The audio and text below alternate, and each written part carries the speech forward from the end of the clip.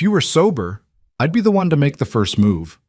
Those words hung in the air between Elena Cross and Daniel Brooks like a loaded gun, one neither of them dared to pick up. She was the CEO who built an empire from nothing. He was the single father who couldn't afford to lose everything again. One drunken, almost kiss at a company party, one moment of weakness, and now both their worlds were about to shatter. But before we dive into how it all fell apart, let me take you back to where it began, to the night that changed everything. If you're watching from anywhere in the world, drop your city in the comments below so I can see how far this story travels. Hit that like button and let's get started. Daniel Brooks stood in the hallway of the Sterling Industries Tower at 11:47 on a Friday night, his reflection ghosting across the floor-to-ceiling windows that overlooked the glittering sprawl of downtown. His tie was loosened, his shirt sleeves rolled up to his elbows, and his eyes burned with the kind of exhaustion that came from juggling spreadsheets and bedtime stories in the same day. He shouldn't still be here. Mia had a field trip in the morning, something about a pumpkin patch and hayrides that she'd been talking about for weeks. Mrs. Chen, his neighbor and lifesaver of a babysitter, had agreed to get her ready and to the school on time. But Daniel hated missing these things. He'd already missed so much. 3 years. That's how long it had been since the accident that took his wife, Sarah. 3 years of learning how to braid hair from YouTube videos, how to cook something other than mac and cheese from a box, how to answer questions like, "Where's mommy?" with something that wouldn't break both their hearts all over again. And just when he thought he'd found his footing, when he thought maybe they were going to be okay, his company had folded. Budget cuts, they'd said. Restructuring. 23 people let go in a single afternoon, and Daniel Brooks, junior financial analyst and father of one, was among them. For 2 months, he'd sent out resumes while Mia watched cartoons. For 2 months, he'd smiled through interviews while calculating how many more weeks the savings would last. For 2 months, he'd barely slept. And then Elena Cross had called him herself. Not HR, not some recruiter. The CEO of Sterling Industries, Forbes 30 Under 30, TED Talk sensation, the woman who'd taken her father's failing tech company and transformed it into a multi-billion-dollar empire, had personally offered him a position as senior financial strategist. It felt like a miracle. It felt like a mistake. "Brooks, you still here?" Daniel turned to find Marcus Chen leaning against the door frame of the conference room, jacket slung over one shoulder, his normally pristine appearance slightly rumpled. Marcus was one of the senior VPs, a guy who'd been with Sterling since the early days, back when Elena was still fighting her board for every decision. "Just finishing up the quarterly projections," Daniel said, gesturing toward his laptop, still open on the conference table. "Wanted to make sure everything was clean before the board meeting Monday." Marcus laughed, shaking his head. "You know, most people would have left hours ago, right? The party downstairs ended at 10. I heard the music," Daniel admitted.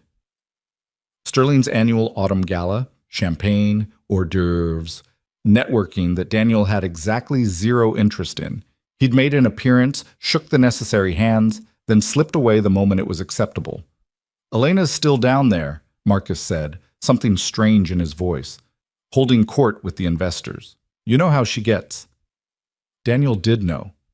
In the 6 months he'd worked here, he'd learned that Elena Cross was brilliant, demanding, and completely unwilling to accept anything less than perfection, from herself or anyone else. She was 32 years old and commanded boardrooms full of men twice her age.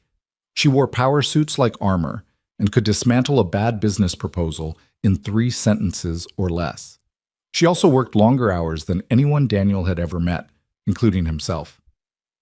"I should get going anyway," Daniel said, closing his laptop. "Early morning tomorrow." "Mia?" Marcus asked. He'd met Daniel's daughter once, when she'd had to come to the office during a babysitter emergency. She'd charmed half the executive floor by drawing pictures of everyone and insisting that Marcus looked like a superhero. "Field trip," Daniel confirmed, smiling despite his exhaustion. "Pumpkins and hay bales. The important stuff." Marcus's expression softened. "You're a good dad, Brooks. Don't let this place make you forget that." There was weight to those words, something unspoken that Daniel didn't quite catch. Before he could ask, Marcus clapped him on the shoulder and headed toward the elevators, leaving Daniel alone with the city lights and the distant hum of the building's late-night cleaning crew. He should go home. He should pack up his things, catch the subway, relieve Mrs. Chen, and check on Mia one more time before crashing for a few hours of sleep. Instead, he found himself walking toward the executive stairwell, the one that led down to the penthouse conference level where the gala had been held. He told himself he was just taking a different route, that he wasn't looking for anyone in particular. He was a terrible liar, even to himself. The penthouse level was mostly dark when he emerged from the stairwell, the catering staff long gone, chairs stacked along the walls. The floor-to-ceiling windows here offered an even more spectacular view, the kind of view that made you feel like you were floating above the world, untouchable and infinite. And there, silhouetted against those windows, was Elena Cross. She'd kicked off her heels. Daniel could see them abandoned near one of the tables, and she stood barefoot on the marble floor, one hand pressed against the glass, her dark hair falling loose from whatever style it had been pinned into earlier. She still wore her gown, something sleek and midnight blue that probably cost more than Daniel's monthly rent. She looked small, standing there alone, vulnerable in a way that Elena Cross never allowed herself to be during business hours. Daniel should leave, should turn around right now and pretend he'd never seen this private moment. "I can hear you thinking from here, Brooks." Her voice carried across the empty space, not turning around. Daniel's heart did something complicated in his chest. "Sorry," he said, taking a few steps closer. "I was just heading out. Didn't mean to intrude." "You're not." She finally turned, and Daniel could see that her eyes were bright. Too bright. The champagne, he realized. He'd seen her with a glass earlier, then another. "You're never an intrusion. You're one of the only people in this building who doesn't want something from me." That wasn't entirely true, but Daniel didn't correct her. What he wanted from Elena Cross wasn't something he could ask for, wasn't something he had any right to want in the first place. "How was the party?" he asked instead, keeping his distance, keeping things professional. Elena laughed, the sound sharp and slightly bitter. "Exhausting, productive, the usual performance." She gestured vaguely at the empty room. 23 investors, each one convinced they're the reason we're successful, each one ready to pull funding the moment we show any weakness. "We're not weak," Daniel said automatically, and Elena's smile shifted into something more genuine. "No," she agreed, "we're not. Thanks in part to you, actually. That projection model you built last month? It bought us 6 months of breathing room with the Singapore account." Pride bloomed warm in Daniel's chest, but he kept his expression neutral. "Just doing my job." "You're doing it better than most." Elena moved away from the window, padding barefoot across the marble toward the bar that had been set up for the event. "Want a drink? I promise I won't tell HR that I corrupted you." "I should really—" "One drink, Brooks. Humor me. It's been a long night, and I could use the company." She was already pouring 2 glasses of something amber and expensive looking. "Unless you have somewhere else to be." He did. He absolutely did. "One drink," Daniel heard himself say. Elena handed him a glass and their fingers brushed, just for a second, just enough for Daniel to notice how cold her hands were despite the warmth of the room. She settled onto one of the leather couches that ringed the conversation area, tucking her feet under her in a gesture so casual, so unlike the controlled CEO persona she wore like armor, that Daniel felt something crack in his chest. He sat across from her, maintaining the safe distance of the coffee table between them. "Tell me about Mia's field trip," Elena said, surprising him. "You mentioned it earlier this week." Daniel blinked. "You remember that?" "I remember most things." She sipped her drink, watching him over the rim of the glass. "Hazard of the job.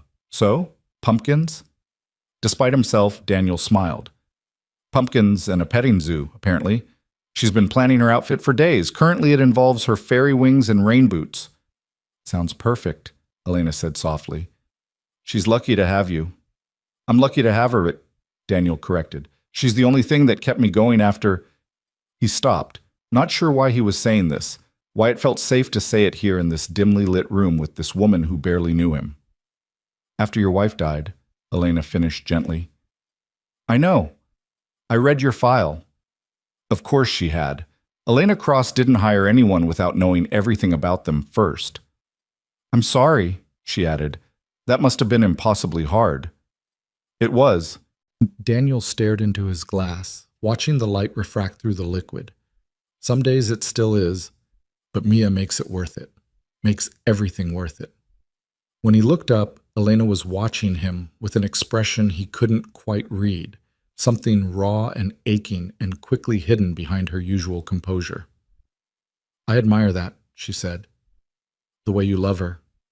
The way you show up for her, no matter what. That's just being a parent, Daniel said, uncomfortable with the praise. No, Elena said quietly. It's not. Trust me. There was a story there Daniel could tell. Something in the way her shoulders tensed, the way her fingers tightened around her glass. But before he could ask, Elena stood abruptly, moving back to the windows. Do you ever feel like you're living someone else's life? She asked, her back to him. Like you made a series of choices that made perfect sense at the time, and now you're here, and you look around and think, is this really what I wanted? Daniel stood slowly, setting down his glass. Are we still talking about you? Elena laughed again, that same sharp sound. I don't know, maybe we're talking about both of us. She turned, and Daniel saw that her eyes were definitely too bright now, her movements just slightly unsteady. You know what the worst part is? I'm good at this, running the company, making the deals, playing the game. I'm so good at it that everyone assumes it's enough, that this is all I need. But it's not, Daniel said softly. But it's not, she echoed. She took a step toward him, then another, and Daniel's heart started beating faster. Do you know how rare it is to meet someone who doesn't see me as Elena Cross, CEO? Who just sees me? Elena, you do that, she continued, closing the distance between them until she was close enough that Daniel could smell her perfume, something subtle and expensive that made his head swim. You see me, and I hate it because it makes me want things I can't have, things I've spent 10 years convincing myself I don't need. She was drunk. Not falling down drunk, but enough that her carefully constructed walls were crumbling, enough that Daniel could see the loneliness underneath all that power and success. And heaven help him, he understood it, because he saw her too, and he'd been trying not to for 6 months straight. You should sit down, he said, even though his voice came out rougher than intended. Have some water, I'll call your driver. I don't want my driver, Elena said, swaying slightly. I don't want to go home to my empty apartment and my empty bed and pretend that I'm fine with being alone. She reached up, her hand trembling slightly as she touched his face, just her fingertips against his jaw, barely any pressure at all. Daniel stopped breathing. You know what I want? Elena whispered, and she was so close now that he could count the gold flecks in her brown eyes. I want to stop thinking for 5 minutes. I want to stop being the person everyone needs me to be. I want... She leaned in, rising on her toes, and Daniel's hands came up automatically, catching her gently by the shoulders, holding her steady, holding her back. Elena, he said, and his voice was shaking now too. Stop. She froze, confusion and hurt flashing across her face. Why? Because you've had too much to drink, Daniel said, each word costing him something. Because you're my boss, and this, whatever this is, it can't happen like this. I'm not that drunk, Elena protested, but even she didn't sound convinced. Drunk enough, Daniel said. His hands were still on her shoulders, and he forced himself to let go, to step back, to put necessary space between them. Listen to me. If you were sober, if you were completely sober and you still wanted this, I'd be the one to make the first move. Do you understand? I'd be the one, because He stopped himself before he could finish that sentence, before he could admit something that would destroy them both. Elena stared at him, her eyes wide and wounded and starting to clear as reality crashed back in. Oh, she whispered. Oh, God. Daniel, I... Don't, he said quickly. We're going to forget this happened. You're going to sit down, drink some water, and I'm going to call your driver. And Monday morning, we're going to be professional. We're going to be colleagues. Nothing more. But nothing more, Daniel repeated more firmly. I can't lose this job, Elena. I can't afford to lose it, and neither can Mia. So we're going to pretend this never happened. Okay? Elena looked like she wanted to argue, wanted to push back, but something in his expression must have convinced her. She nodded slowly, wrapping her arms around herself. Okay, she whispered. Okay, I'm sorry. I'm so sorry.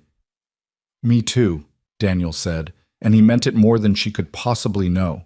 He found a bottle of water, made sure she drank it, called her driver, and waited with her, at a careful, professional distance, until the car arrived.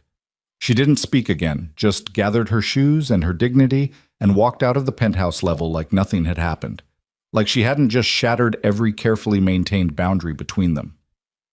Daniel waited until the elevator doors closed before he let himself slump against the wall, his hand shaking, his heart racing, his entire body screaming at him for being an idiot. If you were sober, I'd be the one to make the first move. What the hell had he been thinking, saying that? Admitting that? He knew what he'd been thinking. He'd been thinking about 6 months of late-night conversations while they worked through budget projections. 6 months of noticing the way she tucked her hair behind her ear when she was concentrating, the way she smiled when she thought no one was watching, the way she asked about Mia like she genuinely cared. 6 months of falling for someone completely, impossibly out of his reach. And now he'd gone and ruined it. Because Elena would remember this. Drunk or not, she'd remember Monday morning, and things would be weird, and eventually she'd realize that having Daniel Brooks around was more trouble than it was worth. She'd find a reason to let him go, and he'd be back where he started, unemployed and desperate, and trying to explain to his 5-year-old why they had to move again. Daniel pushed off the wall and headed for the stairs, too agitated for the elevator. His phone buzzed in his pocket, and he pulled it out to find a text from Mrs. Chen. Mia's asleep. No rush getting home. Hope the party wasn't too awful. Too awful didn't begin to cover it. Daniel made it to the ground floor, through the lobby with its marble and its glass and its false promises of stability, and out into the October night. The air was crisp and cold, cutting through his dress shirt and shocking him back to reality. He told himself when he took this job that he'd be smart about it, that he'd work hard, keep his head down, and build something stable for Mia. He'd promised himself he wouldn't make any stupid decisions, wouldn't take any unnecessary risks. And what had he done instead? He'd gone and fallen for his boss. Not just his boss, Elena Cross, a woman so far beyond his reach that it would be laughable if it weren't so pathetic. The subway was nearly empty at this hour. Just a few other late-night workers and a couple of college kids heading home from parties. Daniel found a seat and stared at his reflection in the dark window, seeing someone who looked older than 35, tired in a way that sleep couldn't fix. Sarah used to tell him he worried too much, that things had a way of working out if you just trusted the universe a little. But Sarah was gone, and the universe had already taken so much that Daniel couldn't afford to trust it anymore. His phone buzzed again. Another text, but not from Mrs. Chen this time. Unknown. Number. I remember what you said about making the first move. I'll remember Monday morning too. Daniel stared at the message for 3 stops, his heart doing complicated things in his chest. She remembered. She'd remember Monday. He should feel relieved, should feel grateful that she was acknowledging what happened, that maybe they could move past it professionally. Instead, all he felt was a sick sense of dread, because he absolutely knew, that Monday morning was going to change everything. The weekend passed in a blur of normal moments that felt anything but normal. Saturday morning, Daniel took Mia to her field trip and smiled through all the right moments, watching her chase chickens in the petting zoo, helping her pick the perfect pumpkin, laughing when she got hay in her hair.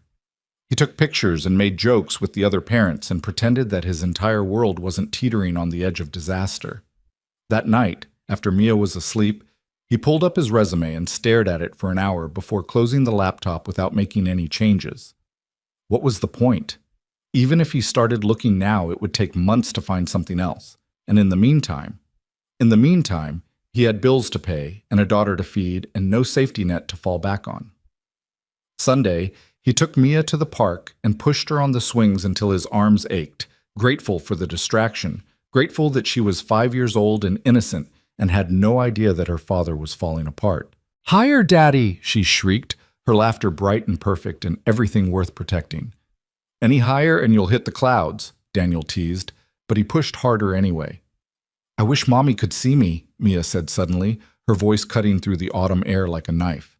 Daniel's hands faltered on the swing, and he had to force himself to keep the rhythm steady.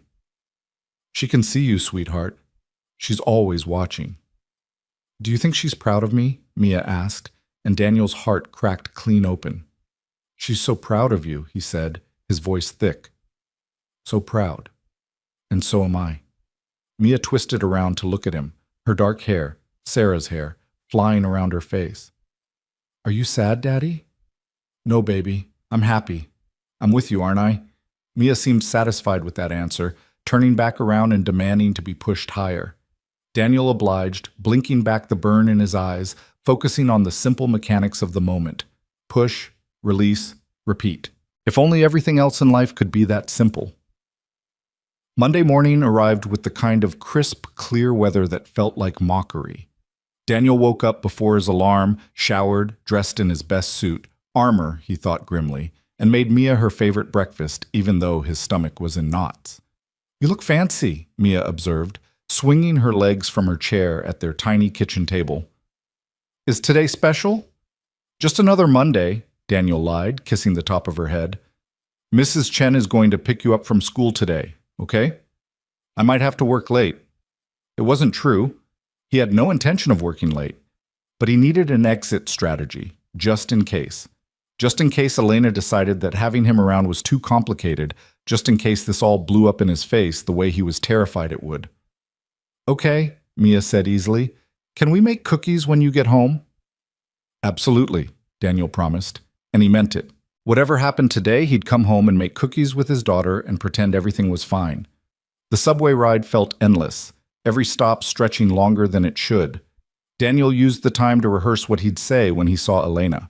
Professional, apologetic, clear boundaries. I'm sorry for Friday night. I overstepped. It won't happen again. Simple. Clean. Professional. The words felt like ash in his mouth. Sterling Industries rose up against the morning sky, all glass and steel and impossible dreams. Daniel took the elevator to the 15th floor where the finance department lived, bypassing the executive levels entirely. Coward, a voice in his head whispered. Sarah's voice, maybe. Or his own. He'd barely settled at his desk when his computer pinged with a calendar notification. Meeting with E. Cross. 9:00 a.m. Executive Conference Room A. Daniel's blood ran cold. It was 8:47. He stared at the notification like it might change if he looked at it long enough. She wanted to see him. Privately. This morning. This was it. This was her letting him down easy, probably. Thanking him for his discretion, offering him a generous severance package, maybe even a good reference. She'd be kind about it because Elena was nothing if not professional. Daniel's hands were shaking as he stood up. Marcus was at the coffee machine, and he looked up with a grin that faded when he saw Daniel's expression. You okay, Brooks? You look like you're heading to an execution. Close enough, Daniel thought. Just a meeting with Cross, probably nothing. Marcus's expression shifted into something more serious. Hey, listen. Whatever happens up there, remember you've got people in your corner down here, okay? Elena's tough, but she's fair. Daniel managed a weak smile. Thanks, Marcus. The executive level was quieter than the rest of the building, all expensive carpet and artwork that probably cost more than Daniel's car. The receptionist waved him through with a knowing smile that made his stomach churn. Conference room A was at the end of the hall, the door closed. Daniel stood outside it for a full 30 seconds, gathering his courage before finally knocking. Come in. Elena's voice, cool and professional. Daniel pushed open the door. She was standing by the windows, always the windows, wearing a charcoal gray suit that probably cost a fortune and looking like she hadn't slept any better than he had. Her hair was pulled back in a sleek bun, her makeup flawless, every inch the CEO, except for her eyes. Her eyes gave her away. Close the door, Elena said quietly. Daniel did, and the click of the latch sounded unnaturally loud in the silence. Thank you for coming, Elena continued, still not looking at him. I know it's awkward. After Friday. It's fine, Daniel said automatically. We don't have to eat. Yes, we do. Elena finally turned to face him, and Daniel saw that her carefully constructed composure was paper thin. We absolutely have to talk about this, because if we don't, it's going to poison everything. And I can't. I won't let that happen. Daniel nodded slowly, not trusting himself to speak. Elena took a breath. I was drunk Friday night. Not an excuse, just a fact. I said things and did things that were inappropriate, especially given our working relationship. I want to apologize for that, for making you uncomfortable, for putting you in an impossible position. You don't need to apologize, Daniel started, but Elena held up a hand. Let me finish, please. She moved closer, her heels clicking on the polished floor. You were right to stop what was happening. You were professional and appropriate, and I'm grateful for that. But Daniel, what you said about making the first move if I were sober, did you mean it? Every instinct Daniel had screamed at him to lie, to laugh it off, to claim he'd just been trying to let her down easy, to protect them both. But he'd never been good at lying, especially not to himself. Yes, he said quietly. I meant it. Elena closed her eyes briefly, and when she opened them again, they were bright with unshed tears. That's what I was afraid of. I'll resign, Daniel said quickly. Effective immediately. I'll make it easy for you. I'll say it was personal reasons, family stuff. No one has to know. No. Elena's voice was sharp enough to cut. Absolutely not. You're not going anywhere.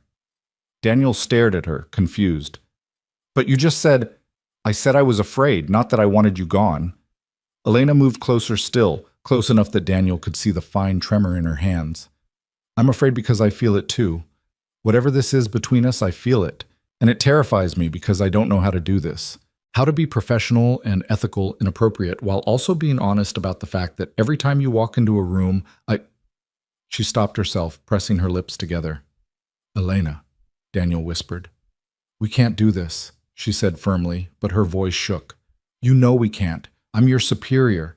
The power dynamic alone makes it impossible. And if anyone found out, it wouldn't just be our jobs at risk. It would be the company, the investors, everything I've built. I know, Daniel said. I know all of that. But you meant what you said, Elena pressed, about making the first move. Yes. Even knowing all the risks? Even knowing what it could cost you? Daniel thought about Mia, about bills and stability, and all the promises he'd made to himself about being smart and careful. He thought about Sarah and the life they'd planned together, the future that had been stolen from them. And then he thought about Elena, brilliant, lonely Elena, who'd built an empire and forgotten to build a life. And he told her the truth. Even knowing all of that, he said quietly, if you were sober and you wanted this, I'd still make the first move. Because what I feel when I'm around you, it's not professional, it's not appropriate, but it's real. Elena made a sound that was half laugh, half sob. We're idiots. Probably, Daniel agreed. We can't act on this, Elena said, but she was moving closer, drawn by the same impossible gravity that Daniel felt. We have to be smart. We have to maintain boundaries. Strict boundaries, Daniel echoed, and they were close enough now that he could see the pulse jumping in her throat. So strict, Elena whispered. And then neither of them was moving closer, but somehow the distance kept shrinking anyway, until they were sharing the same breath, the same space, the same terrible, wonderful moment of possibility. Elena's phone buzzed, shattering the spell. She jumped back like she'd been burned, fumbling for her phone with shaking hands. It's the board, she said, her voice unsteady. The meeting, I have to... Go, Daniel said. I'll go.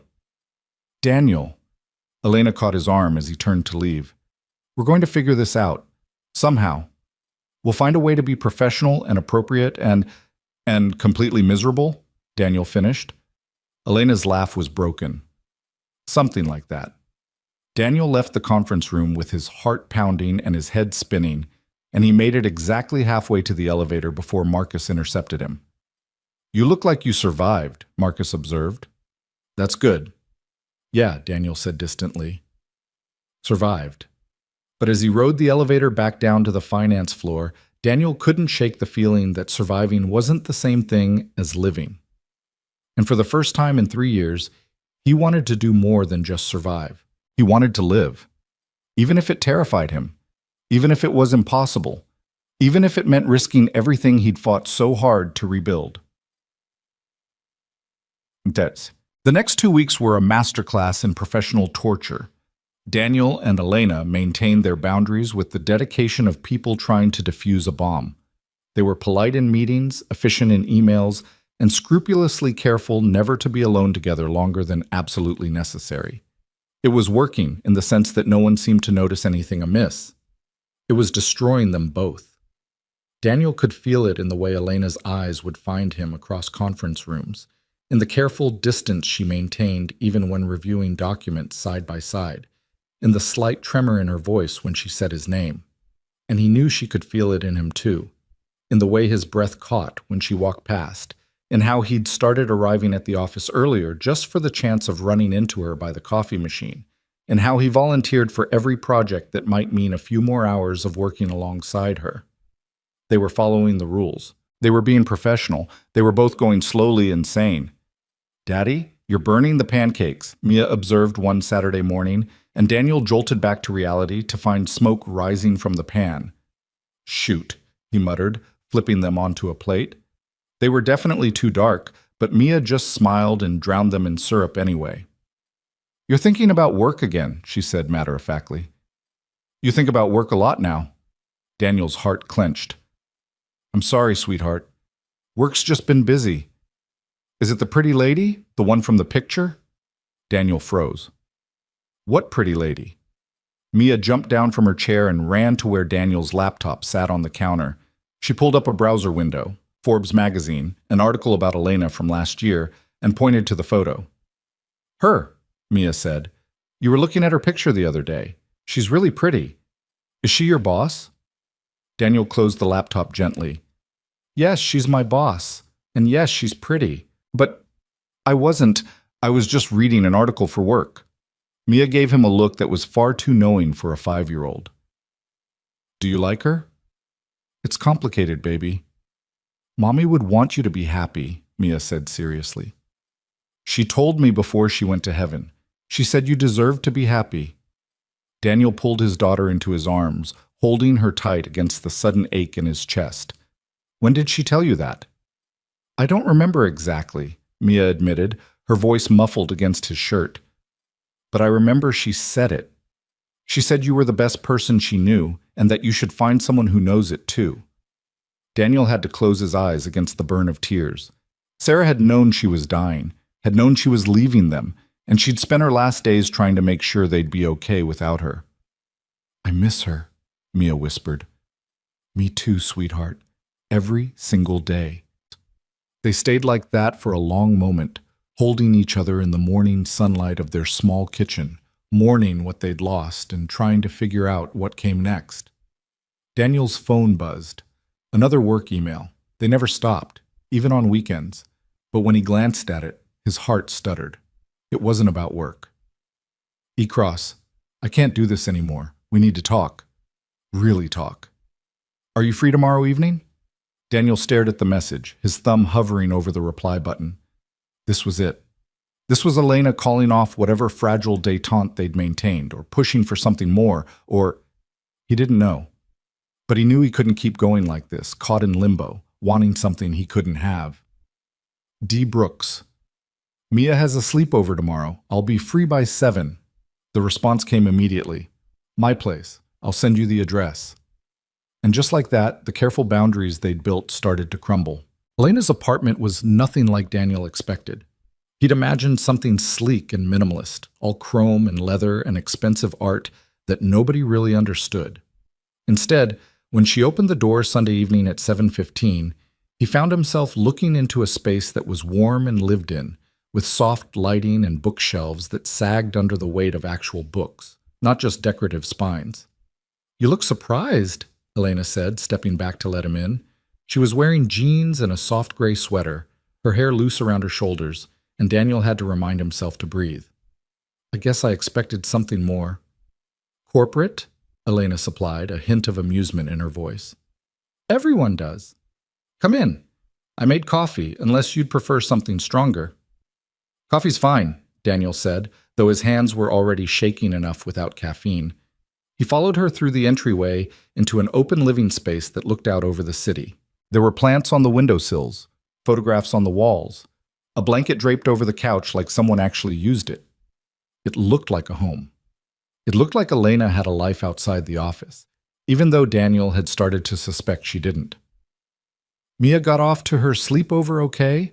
Elena asked, pouring 2 mugs of coffee in the kitchen. Daniel nodded, surprised she remembered. "Yeah, she was so excited she forgot to say goodbye, just grabbed her sleeping bag and ran." "Good." Elena handed him a mug and gestured toward the couch. "Sit, please. You're making me nervous standing there like you're ready to bolt." Daniel sat, though she wasn't wrong about the bolting. Every instinct he had was screaming that this was a bad idea, that being here alone with Elena in her personal space was crossing a line they couldn't uncross. Elena settled into the armchair across from him, curling her legs under her in that same casual gesture from the gala, and Daniel felt something twist in his chest.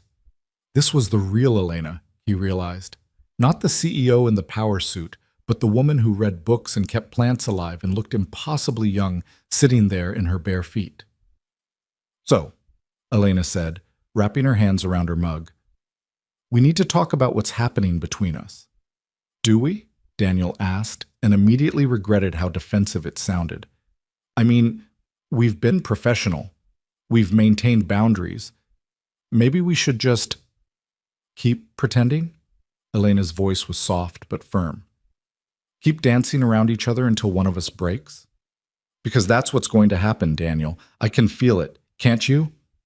Daniel stared into his coffee, seeing his distorted reflection in the dark surface.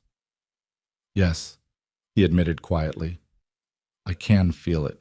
I haven't been able to stop thinking about what you said," Elena continued, "about making the first move if I were sober. And the thing is, I am sober now, completely sober, and I still—" She stopped, took a breath. "I still want to know what would happen if we stopped fighting this."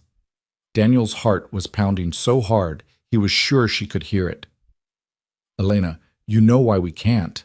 The power dynamic, the company. Everything you said before is still true." "I know," Elena said. "But I've been thinking about that too, and I realized something. The power dynamic exists because I'm your direct superior, but what if I wasn't?" Daniel looked up sharply. "What are you saying?" "I'm saying I could transfer your reporting line to Marcus. He's a VP, he has the authority, and it would make sense from an organizational standpoint anyway. The finance team is getting big enough that it should split." Elena leaned forward, her expression intense. "It wouldn't eliminate all the complications, but it would remove the most problematic one." "You'd do that?" Daniel asked, his voice rough. "Restructure the department just so we could, what, date? Is that what this is?" "I don't know what this is," Elena admitted.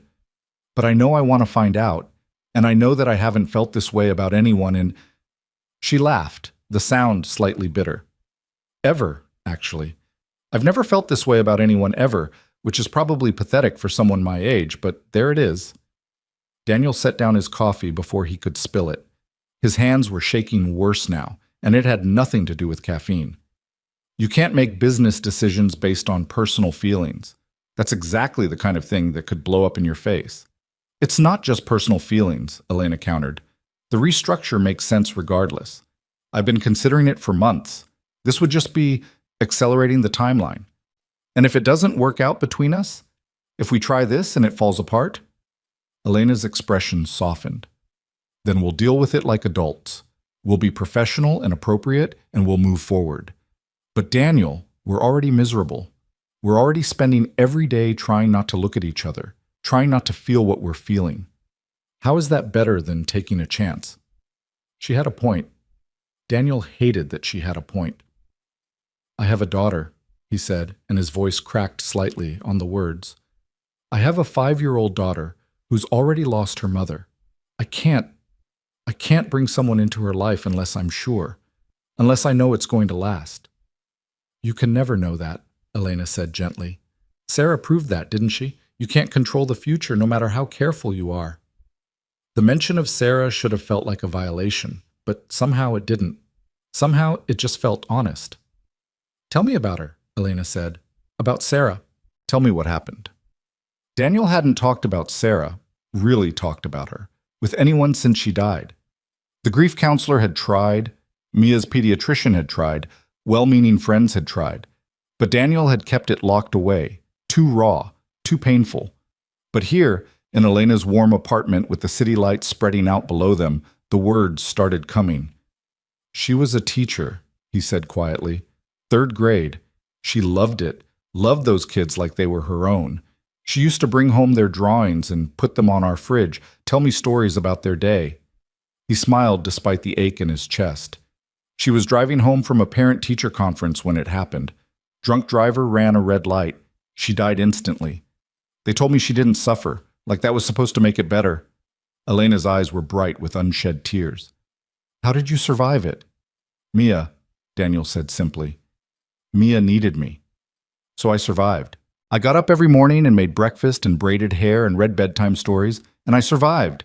And eventually, the surviving started to feel a little bit like living again. And now? Elena asked softly. Now I'm terrified, Daniel admitted.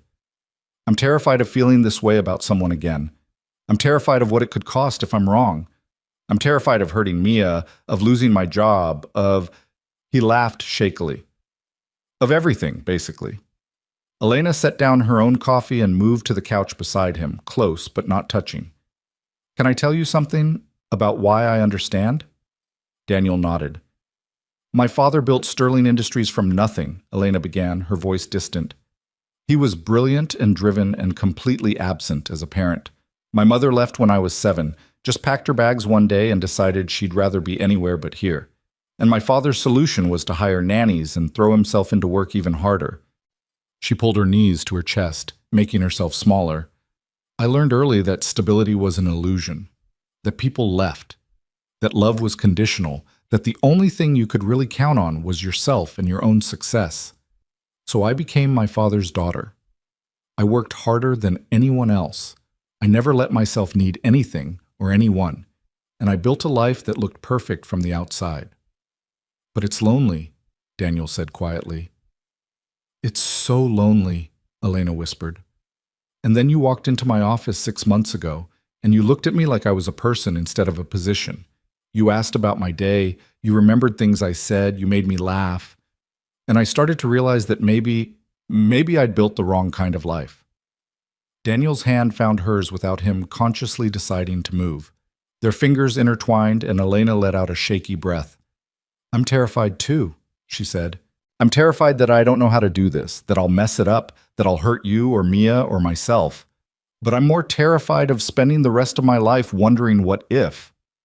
They sat there for a long moment, hands clasped, both of them trembling slightly with the weight of what they were admitting.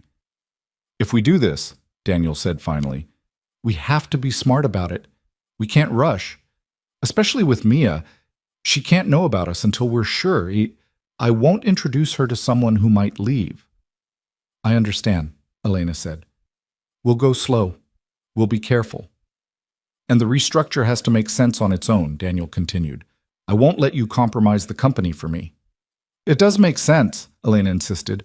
I'll have the proposal ready for the board by Wednesday. Marcus is already expecting more responsibility.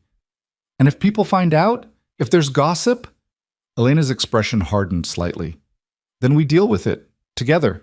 But Daniel, we can't live our lives based on what other people might think. We'll be professional, we'll be ethical, but we're allowed to have personal lives. Daniel knew she was right. He knew that they were both adults, that they were being responsible, that they had every right to pursue this connection between them. He also knew that the world didn't always care about right and responsibility. Okay, he said, the word feeling like jumping off a cliff. Okay, we'll try this slowly, carefully. Elena's smile was like sunrise. Yeah? Yeah, Daniel confirmed. And then he was smiling too, despite the fear, despite the uncertainty. But I meant what I said, about making the first move. Did you? Elena's voice had gone soft, teasing. I did. Daniel lifted his free hand slowly, giving her every chance to pull away. He brushed his fingers along her jaw, the same way she'd touched him at the gala, and watched her eyes flutter closed. If this is real, if we're really doing this, then I want to do it right. Daniel, do you want this? He asked, his thumb tracing the line of her cheekbone. Completely sober, completely certain. Do you want this? Elena opened her eyes, and they were clear and bright and full of something that made Daniel's breath catch. "Yes," she whispered. "Yes, I want this. I want you." Daniel leaned in slowly, watching her face, looking for any sign of hesitation. He saw none. And when his lips finally met hers, soft and careful and achingly gentle, it felt like the most natural thing in the world. The kiss was nothing like what had almost happened at the gala. There was no alcohol blurring the edges, no desperation, no pretending this was anything other than what it was. A choice. A deliberate, terrifying, wonderful choice. Elena's hand came up to curl into his shirt, pulling him closer, and Daniel let himself get lost in it for just a moment. Lost in the softness of her mouth, the warmth of her body, the small sound she made when he deepened the kiss slightly. When they finally pulled apart, both breathing hard, Elena rested her forehead against his. "We're really doing this," she said, wonder in her voice. "We're really doing this," Daniel agreed. "Slowly." Elena laughed. "Right, slowly, very slowly." She kissed him again, and it was several minutes before either of them remembered what slowly meant. Eventually they migrated to opposite ends of the couch, maintaining a careful distance that lasted approximately 5 minutes before Elena's feet ended up in Daniel's lap and his hands settled on her ankles like they belonged there. They talked for hours. About everything and nothing, childhoods and college years, favorite books and terrible movies, dreams they'd given up on and dreams they were too scared to pursue. Elena told him about the first time she'd walked into the Sterling Industries boardroom as CEO, 24 years old and terrified she'd fail. Daniel told her about Mia's first day of kindergarten, how she'd marched in like she owned the place and left him standing in the hallway trying not to cry. "You really love being a dad," Elena observed, and there was something wistful in her voice. "It's the best thing I've ever done," Daniel said honestly. "Even on the hard days. Especially on the hard days, actually." "Do you want more kids?" Elena asked, then immediately looked horrified. "Sorry, that's way too serious a question for a first date. If this even counts as a first date, forget I asked." But Daniel was already considering it, turning the question over in his mind. "I don't know," he admitted. "Sarah and I talked about it. We wanted to give Mia siblings, but after she died, I couldn't imagine—" He paused. "I couldn't imagine doing it with anyone else. Having kids, I mean. It felt like it would be betraying her memory somehow." "And now?" Elena asked softly. "Now I think Sarah would tell me I was being an idiot," Daniel said, and he could almost hear her voice saying exactly that. "She'd want me to be happy, to build a new life. She was never the jealous type, even about hypothetical future relationships." Elena was quiet for a moment, her fingers playing with the hem of her sweater. "I never thought I'd have kids," she said finally. "I told myself I was too focused on my career, that I wouldn't be a good mother anyway, given my own childhood. But lately, I've been wondering if I just told myself that because it was easier than admitting I was scared." "Of what?" "Of being like my mother," Elena said quietly. "Of leaving. Of not being enough." Daniel squeezed her ankle gently. "You wouldn't leave. That's not who you are." "You don't know that." "Yes, I do." Daniel's voice was firm. "I've watched you for 6 months, Elena.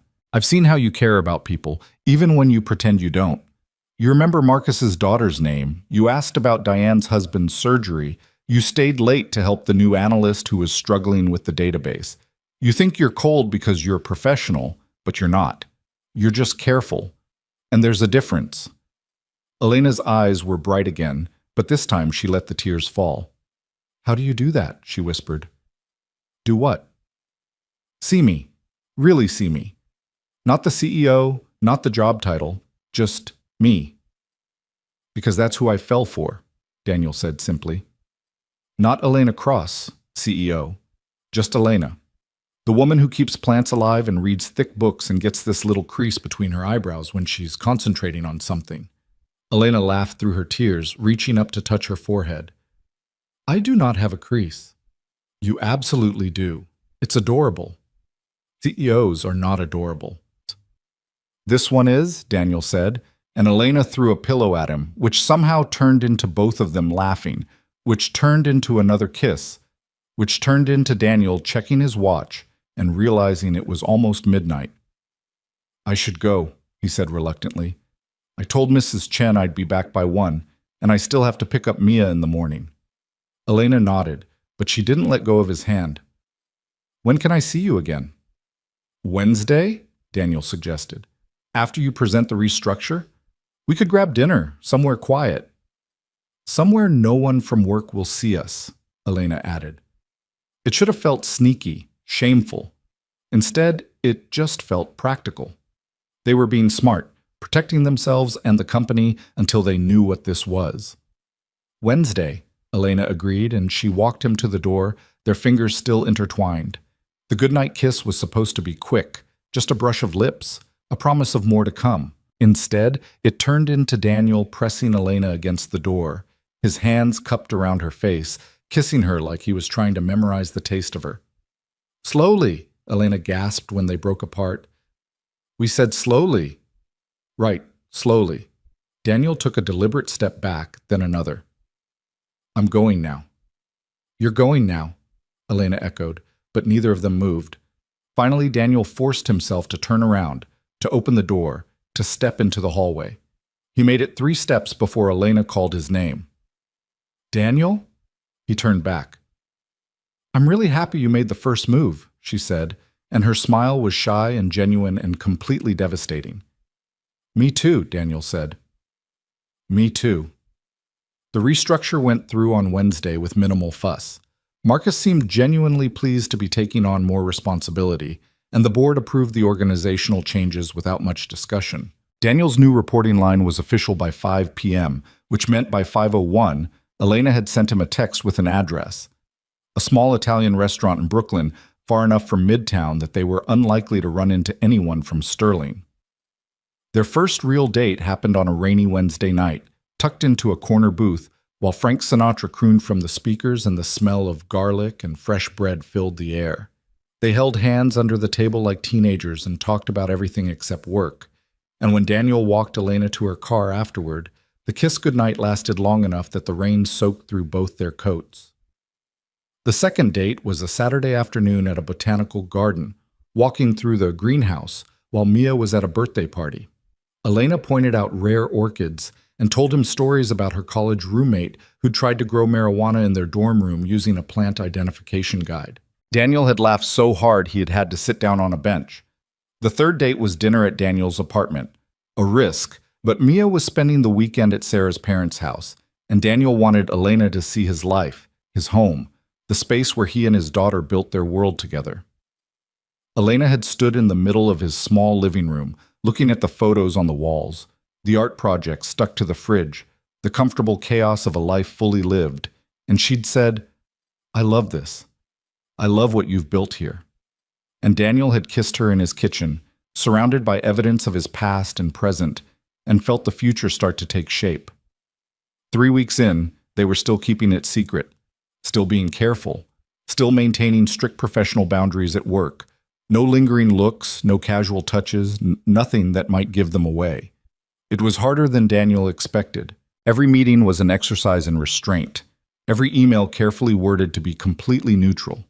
He wanted to tell Marcus, wanted to tell someone, but they'd agreed to wait, to be sure. Then one night, Mia got sick. It started as a simple cold, runny nose, slight fever, nothing alarming. But by Thursday afternoon, the school nurse was calling to say Mia's temperature had spiked to 103, and could he please come get her immediately? Daniel left work at 2:30, his heart pounding, and found his daughter curled up in the nurse's office, looking small and miserable. "My head hurts, Daddy," she whimpered, and Daniel's protective instincts kicked into overdrive. He got her home, got her settled on the couch with her favorite blanket and a cool cloth on her forehead. He called the pediatrician, who said it was probably just a virus, but to monitor her overnight and bring her in the morning if she wasn't better. By midnight, Mia's fever had climbed to 104, and she was barely responsive. Daniel called 911 with shaking hands. The ambulance ride was a blur. Lights and sirens and a paramedic telling him to stay calm while his entire world reduced down to his daughter's flushed face and labored breathing. At the emergency room, they whisked her away for tests while Daniel filled out paperwork with numb fingers, his phone buzzing with increasingly frantic texts from Mrs. Chen. He didn't even think about calling Elena until 2 in the morning, sitting alone in the waiting room while they ran more tests on Mia. She answered on the first ring. "Daniel, what's wrong?" "Mia's in the hospital," he said, and his voice cracked. "She has a fever they can't get down, and they're talking about meningitis or sepsis or... Elena, I can't lose her. I can't." "Where are you?" Elena's voice was sharp, focused. "Which hospital?" "Mount Sinai, the pediatric emergency department." "But you don't have to." "I'm on my way," Elena said, and hung up before he could protest. She arrived 20 minutes later wearing jeans and a sweatshirt, her hair pulled back in a messy bun, and when Daniel saw her rushing through the emergency room doors, something in his chest broke open. "Any news?" she asked, sitting down beside him and taking his hand without hesitation. "They're still running tests," Daniel said. "The doctor said it could be a severe reaction to a virus, or it could be something worse. They don't know yet." Elena squeezed his hand. "She's going to be okay. Mia's a fighter." "You don't know that," Daniel said, and he could hear the hysteria creeping into his voice. "Sarah was fine one minute and gone the next. What if this is how I lose Mia too? What if I can't protect her?" "Daniel, look at me." Elena turned his face toward hers, her eyes fierce. "You are an incredible father. You've kept Mia safe and happy for 3 years on your own. This is not your fault. And you are not going to lose her. Do you hear me?" Daniel nodded, not trusting himself to speak. They sat there together, hands clasped, while doctors came and went with updates. The tests were taking time. Mia was stable but still feverish. They were starting IV antibiotics just in case. Around 4 a.m., a nurse finally came out to say Daniel could see her. "Just family," the nurse added, glancing at Elena. "She's..." Daniel started, then stopped, not sure how to finish that sentence. "I'll wait here," Elena said softly, letting go of his hand. "Go see your daughter." Daniel found Mia in a small room, hooked up to monitors and an IV, but her eyes were open and clear. "Daddy?" she said, her voice hoarse but present, and Daniel had to press his fist against his mouth to keep from sobbing. "Hey, baby girl," he managed, sitting carefully on the edge of her bed. "How are you feeling?" "Tired," Mia said, "and my head still hurts. But the medicine is helping, I think." "That's good. That's really good." Mia was quiet for a moment, then asked, "Is the pretty lady here?" Daniel's heart skipped. "What pretty lady?" "From your phone," Mia said. "The one you look at sometimes, the boss lady." Of course she'd noticed. Kids noticed everything. "Her name is Elena," Daniel said carefully. "And yes, she's here. She came to keep Daddy company while you were getting better." "That's nice of her," Mia said, then yawned hugely. "Can I meet her?" "Maybe when you're feeling better," Daniel hedged. "Right now you need to rest." But Mia was already drifting off again, her small hand curled around Daniel's fingers, and he sat there watching her breathe until the sky started to lighten outside the window. The diagnosis came at 7 a.m., a severe case of influenza that had temporarily affected Mia's neurological function, causing the high fever and altered consciousness. Scary, but treatable. She'd need to stay in the hospital for a day or two for monitoring and IV fluids, but the doctor was confident she'd make a full recovery. Daniel cried then, great heaving sobs of relief and exhaustion and gratitude. When he finally pulled himself together enough to go back to the waiting room, he found Elena exactly where he'd left her, now with 2 cups of terrible hospital coffee and a stuffed elephant that she'd apparently sweet-talked from the gift shop before it opened. "She's okay," Daniel said, and Elena stood up so fast she nearly spilled the coffee. "It's the flu. A bad case, but she's going to be okay." Elena set down the coffee and hugged him, just wrapped her arms around him and held on tight while Daniel shook with leftover fear and relief. "Thank you for coming," he said into her hair. "Thank you for being here." "Where else would I be?" Elena asked simply. And that was when Daniel knew. When he absolutely, completely knew that this wasn't just dating, wasn't just seeing where things went. This was something real, something that mattered, something worth fighting for. "Mia wants to meet you," he said, pulling back slightly. "When she's feeling better. She asked about you." Elena's eyes went wide. She knows about me? Apparently she's more observant than I gave her credit for, Daniel admitted. She called you the pretty lady from my phone. Elena looked genuinely flustered. Daniel, are you sure?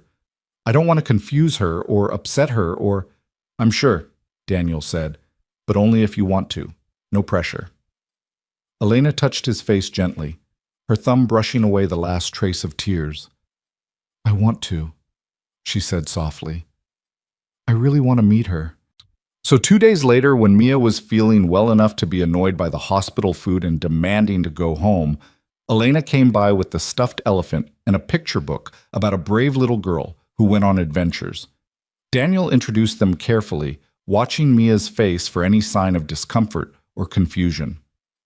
Mia, this is Elena. She's a friend of mine from work. The pretty lady, Mia said immediately, and Elena blushed. Hi, Mia, Elena said, sitting carefully in the chair beside the bed. I brought you something. I hope you like elephants. Mia accepted the stuffed animal with delight, immediately naming it Peanut. Thank you. Daddy, can Elena read me the book? Daniel glanced at Elena, who nodded. I'd love to, she said. And so Daniel stood there, his heart in his throat, watching Elena read to his daughter about adventures and bravery, watching Mia's eyes light up at the silly voices Elena made, watching the two most important people in his life connect like it was the most natural thing in the world. When Mia finally dozed off mid-story, Elena carefully closed the book and looked up at Daniel with something like wonder in her eyes. She's amazing, Elena whispered. She really is, Daniel agreed. They were still standing there, smiling at each other like idiots, when someone cleared their throat from the doorway. Daniel turned to find Marcus Chen standing there, still in his work clothes, holding a balloon that said, "Get well soon." And from the expression on Marcus's face, he'd seen everything. Marcus stood frozen in the doorway, the cheerful balloon bobbing above his head in stark contrast to the shock written across his face. For 3 long seconds, nobody moved. Then Marcus's eyes traveled from Elena to Daniel to sleeping Mia and back again, and Daniel watched his colleague's expression shift from surprise to understanding to something that looked almost like concern. I should go, Elena said quietly, already standing. Mia needs her rest, and you have company. Elena, Daniel started, but she was already moving toward the door, squeezing his hand once as she passed. A brief touch. Nothing inappropriate, but Marcus saw it. Of course he saw it. It was nice to meet you, Mia, Elena said softly to the sleeping child, then nodded at Marcus. Marcus, good to see you. Ms. Cross, Marcus said, his voice carefully neutral, and Elena slipped past him into the hallway. Daniel wanted to follow her, to explain, to make sure she was okay, but Mia was asleep in the hospital bed behind him, and Marcus was still standing there with that balloon and too many questions in his eyes. So, Marcus said finally, setting the balloon on the windowsill, how long has that been going on? Daniel ran a hand through his hair, exhaustion and stress making his thoughts slow. It's not what you think. Really?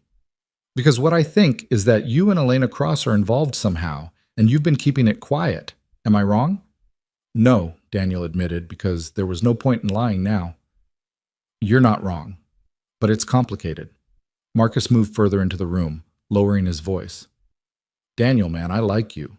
You're a good guy, a great dad, and you're damn good at your job. But Elena Cross, the CEO, do you have any idea what kind of risk you're taking? I know exactly what kind of risk I'm taking, Daniel said, his voice sharper than intended. You think I haven't thought about this?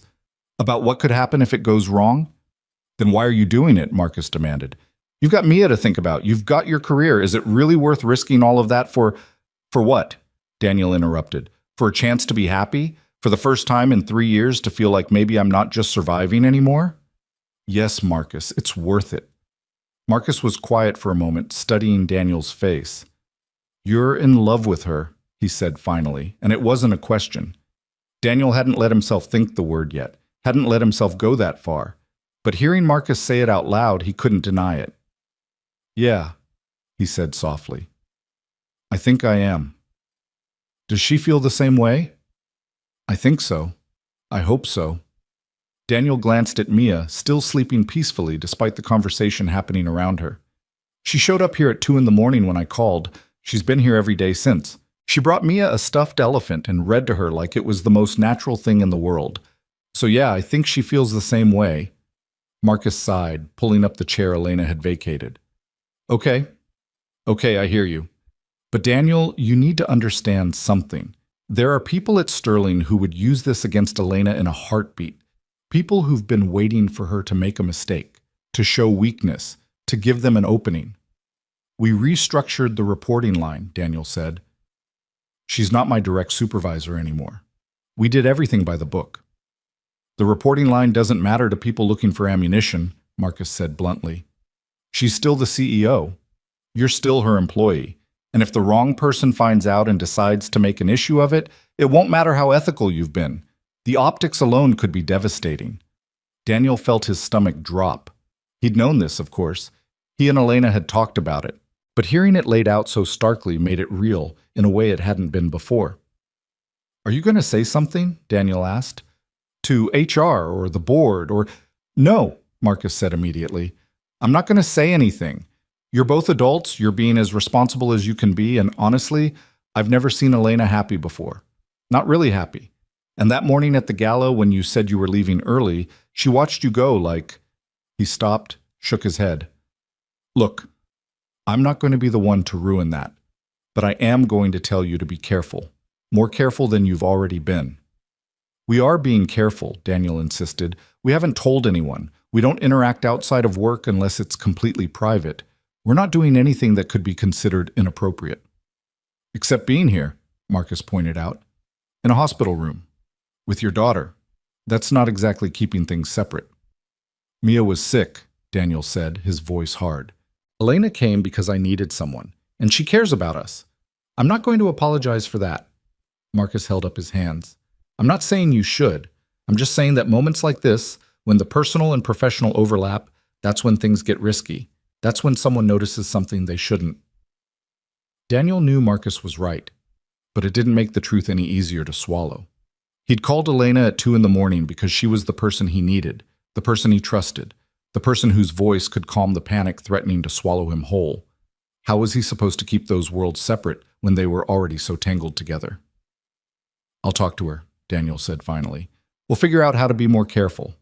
Marcus nodded, then stood and clapped Daniel gently on the shoulder. For what it's worth, I hope it works out. You both deserve to be happy. Just watch your backs, okay? Okay, Daniel agreed, and Marcus left the balloon and headed for the door. Marcus? Daniel called, and his colleague turned back. Thank you for being a friend. Always, Marcus said, and he meant it. After Marcus left, Daniel sat in the chair beside Mia's bed and watched his daughter sleep. The stuffed elephant, Peanut, was tucked under her arm, and there was a small smile on her face despite the IV still taped to her hand. She'd liked Elena, really liked her. And Elena had been so gentle with her, so natural, reading that story with different voices and making Mia giggle even though she was sick and tired. It had felt right, like a glimpse of what their life could be if they could just navigate all the complications standing in their way. Daniel pulled out his phone and texted Elena. Are you okay? Her response came a minute later. I'm fine. How's Mia? Still sleeping. Marcus knows. There was a longer pause before her next message appeared. I figured, is he going to be a problem? No, but he's worried. Says we need to be more careful. He's right. We've been getting sloppy. Daniel stared at that message, his chest tight. Meeting your daughter while she's in the hospital is sloppy? No, that was the right thing to do. But Daniel, if Marcus noticed, other people might too. We need to be smarter about this. What does that mean? It means we need to cool things off for a while. At least visibly. Give people less to notice. Daniel's hands were shaking as he typed, Are you breaking up with me? No, God no. But we need to think about the long game here, about protecting what we have, by pretending we don't have it, by being strategic. I know it's hard. But Daniel, if this blows up the wrong way, we both lose. You could lose your job. I could lose the company. Is that what you want? Daniel knew she was being logical, being smart, thinking about all the angles the way she always did. But logic didn't change the fact that it hurt, reading those words, feeling the distance already opening up between them. No, he typed back. That's not what I want.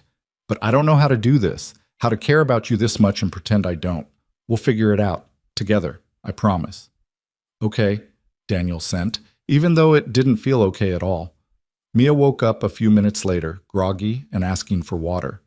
Daniel helped her drink, smoothed her hair back from her forehead, and told her that Elena had to leave but that she'd said goodbye. I like her, Mia said sleepily. She's nice, and she does good voices. She is nice, Daniel agreed. And yes, very good voices. Are you going to marry her? Mia asked, with the kind of blunt directness only a 5-year-old could manage. Daniel nearly choked. What? Sweetheart, where did that come from? You look at her the way you look at Mommy in the pictures, Mia said matter-of-factly, all smiley and happy, and she looked at you the same way, so I thought maybe you were going to marry her. Daniel sat down carefully on the edge of the bed, his heart hammering. Would that be okay with you? If someday, maybe, Elena and I decided to be together like that? Mia considered this seriously. Would she be my new mommy? No, Daniel said firmly. Nobody could ever replace your mommy. But she could be someone who cares about you very much. Someone who would be part of our family. Like a bonus person? Mia asked. Exactly like a bonus person, Daniel said, smiling despite the ache in his chest. Then I think it would be okay, Mia decided. But Daddy, you should probably take her on some dates first. That's what people do on TV before they get married. Daniel laughed, pulling his daughter into a careful hug. You're absolutely right. Dates first. Good thinking. They brought Mia home the next day with strict instructions to rest and plenty of fluids. Mrs. Chen came by with homemade soup, and Sarah's parents called to check in, offering to take Mia for the weekend once she was feeling better to give Daniel a break. Work was strange without Elena there. Or rather, Elena was there, but they were back to being scrupulously professional. Polite good mornings in the hallway, brief project updates in meetings, carefully neutral emails. To anyone watching, they were exactly what they were supposed to be, CEO and employee, nothing more. It was killing Daniel slowly. 2 weeks after Mia came home from the hospital, Daniel was working late on quarterly projections when his desk phone rang. Internal extension from the executive floor. Brooks, he answered. Daniel, it's Elena. Can you come up to my office? There's something we need to discuss. Her voice was professional, cool, giving nothing away, but it was 8:30 at night and most of the building was empty. I'll be right up, Daniel said. He found Elena standing at her usual spot by the windows, but when she turned to face him, he could see the tension in her shoulders, the worry in her eyes. Close the door, she said quietly. Daniel did, his stomach already sinking. What's wrong? There's been a complaint, Elena said, her voice carefully controlled. Filed with HR this afternoon, anonymous, alleging that I've been showing you preferential treatment, that the restructure was designed to facilitate an inappropriate relationship, and that I've been using my position to... She stopped, closed her eyes. To coerce you into a relationship. Daniel felt the blood drain from his face. That's insane. You haven't coerced me into anything. The restructure made sense for the department, and we've been completely professional at work. I know that, Elena said, and you know that. But HR is required to investigate any complaint about executive conduct, especially one involving potential abuse of power. They've already scheduled interviews for early next week. Who filed it? Daniel demanded. Marcus wouldn't do that. He said he wouldn't say anything. It wasn't Marcus, Elena said. I believe him when he says he's on our side. But someone noticed something. Maybe someone saw us together at the hospital. Maybe someone picked up on the way we look at each other in meetings. It doesn't matter how they know. What matters is that they're using it against us. Daniel moved closer, wanting to touch her, to offer comfort, but he stopped himself. Even here, alone in her office, they had to be careful. What happens now? Now we cooperate fully with the investigation, Elena said. We answer their questions honestly. We provide documentation of the restructure decision. We demonstrate that everything we've done has been above board. But we have been together, Daniel pointed out. We can't lie about that. No, we can't, Elena agreed. But we can be strategic about how we frame it. The relationship started after the restructure was implemented. We've maintained professional boundaries at work. We've done nothing that could constitute a conflict of interest.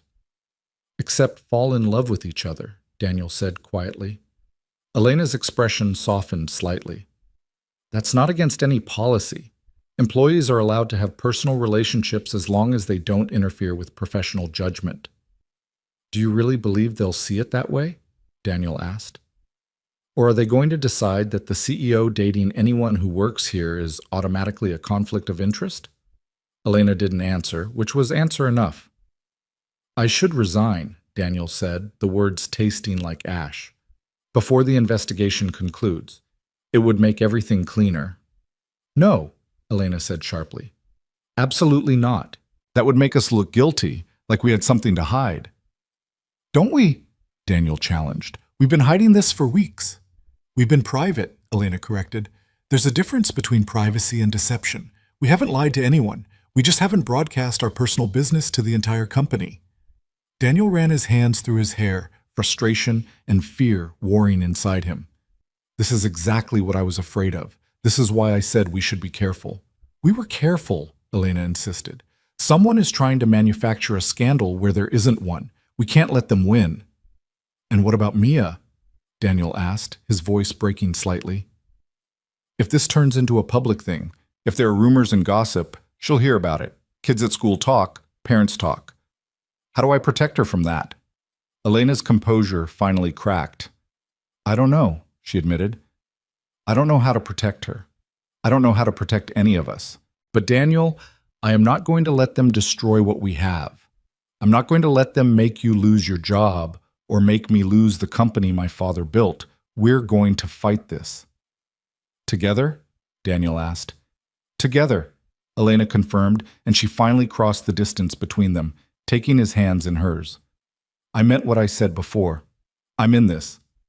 All the way. No matter what it costs. Daniel wanted to believe her, wanted to trust that they could survive this, that love and honesty would be enough. But he'd learned the hard way that life didn't always work out the way you hoped, that sometimes you could do everything right and still lose. Okay, he said anyway, because what else could he say? Okay, we'll fight. The first interview was scheduled for Monday at 9 a.m. Daniel arrived 15 minutes early, wearing his best suit like armor, and sat in the HR waiting area trying not to look as terrified as he felt. Jennifer Martinez, the head of HR, called him in promptly at 9. She was a woman in her 50s with kind eyes and a reputation for being both fair and thorough. Daniel, thank you for coming in, she said, gesturing to a chair across from her desk. I want to start by assuring you that this investigation is about getting to the truth, not about punishing anyone. You're not in trouble. We just need to understand the nature of your relationship with Ms. Cross. I understand, Daniel said, his voice steadier than he felt. Jennifer opened a file on her desk. Let's start with the basics. When did you first begin a romantic relationship with Elena Cross? Daniel took a breath. About 6 weeks ago, after the department restructure was implemented. And before the restructure, was there any romantic or sexual contact between you and Ms. Cross? There was an incident, Daniel admitted, and he saw Jennifer's expression sharpen. At the autumn gala, about 2 months ago, Elena had been drinking and we almost kissed, but I stopped it. I told her that if she were sober, I would be the one to make the first move, but that nothing could happen while she was my direct supervisor. And did Ms. Cross retaliate against you for rejecting her advance? Jennifer asked. No, Daniel said firmly. Absolutely not. She apologized the next day. We agreed to maintain strict professional boundaries. But those boundaries eventually changed, Jennifer observed. After the restructure was implemented, Daniel repeated. After she was no longer my direct supervisor. We started seeing each other privately, outside of work. We've maintained completely professional conduct in the office. Jennifer made notes, her expression neutral. Did Ms. Cross discuss the restructure with you before it was implemented? She mentioned that she was considering organizational changes for the finance department, Daniel said. But the restructure made sense from a business perspective. Marcus was ready for more responsibility, and the department had grown large enough to need split management. But you don't deny that the restructure also conveniently removed the direct reporting relationship that was preventing you from dating. Daniel felt his temper flare. It wasn't convenient. It was ethical. Elena restructured the department so that if we decided to pursue a relationship, it wouldn't be a violation of company policy. Some might argue that using her position as CEO to restructure the company in order to date an employee is itself a violation, Jennifer said gently. Then some people would be wrong, Daniel said, trying to keep his voice level. Elena has never used her position to pressure me into anything. Every decision we've made has been mutual and consensual. Jennifer asked more questions about the timeline, about specific interactions, about whether Elena had ever given him preferential treatment in terms of assignments or promotions. Daniel answered as honestly as he could, aware that every word was being recorded, every detail scrutinized. Finally, after nearly 2 hours, Jennifer closed her file. Thank you for your cooperation, Daniel. I know this isn't easy. Just one more question. Do you believe Miss Cross has behaved unethically in her conduct toward you? No, Daniel said without hesitation. Elena is one of the most ethical people I've ever met. She restructured the department specifically to avoid any conflict of interest. She's been nothing but professional at work. And our relationship it's real. It's not some abuse of power. It's just two people who care about each other trying to do the right thing. Jennifer's expression softened slightly. I believe you, she said, but I'm not the only one who needs to be convinced. The board will review our findings and make a final determination. Daniel left the interview feeling wrung out and anxious. Elena was scheduled for her interview that afternoon, and he sent her a text letting her know how his had gone. She responded with a simple thank you. I'll call you tonight. But she didn't call that night, or the next night. By Wednesday, Daniel was starting to panic, leaving voicemails that went unreturned, sending texts that were answered with only brief acknowledgments. Thursday morning, he arrived at work to find Marcus waiting by his desk, his expression grim. Conference room, Marcus said quietly. Now. Daniel followed him into the small conference room they used for private discussions, his heart pounding. What's going on? There's been a development, Marcus said, closing the door. Someone leaked the investigation to the press. There's an article in the business section this morning suggesting that Elena Cross is having an inappropriate relationship with a subordinate employee. Daniel felt the world tilt. They named me? Not by name, Marcus said, but there are enough details that anyone who works here could probably figure it out. And Daniel, the article quotes anonymous sources saying that Elena visited you at the hospital when your daughter was sick, that she's been seen leaving your apartment building, that the restructure was suspiciously timed. Someone's been following us, Daniel said, his voice hollow. Someone's been watching. Looks that way, Marcus confirmed. And whoever it is, they're determined to take Elena down. This isn't just about company policy anymore. This is about destroying her reputation. Daniel sank into a chair, his mind racing. Mia, I need to pull her out of school. If reporters start showing up, if other kids start talking... Already thought of that, Marcus said. I called Sarah's parents. They're on their way to pick her up now. Mrs. Chen is meeting them at the school. Daniel looked up, gratitude and fear warring in his chest. Thank you. Marcus, Don't thank me yet, Marcus interrupted. There's more. The board called an emergency meeting for this afternoon. They're going to discuss Elena's future with the company. They're going to fire her, Daniel said numbly. Because of me. Because she dared to have feelings for someone who works here. We don't know that, Marcus said, but his tone suggested he thought that's exactly what was going to happen.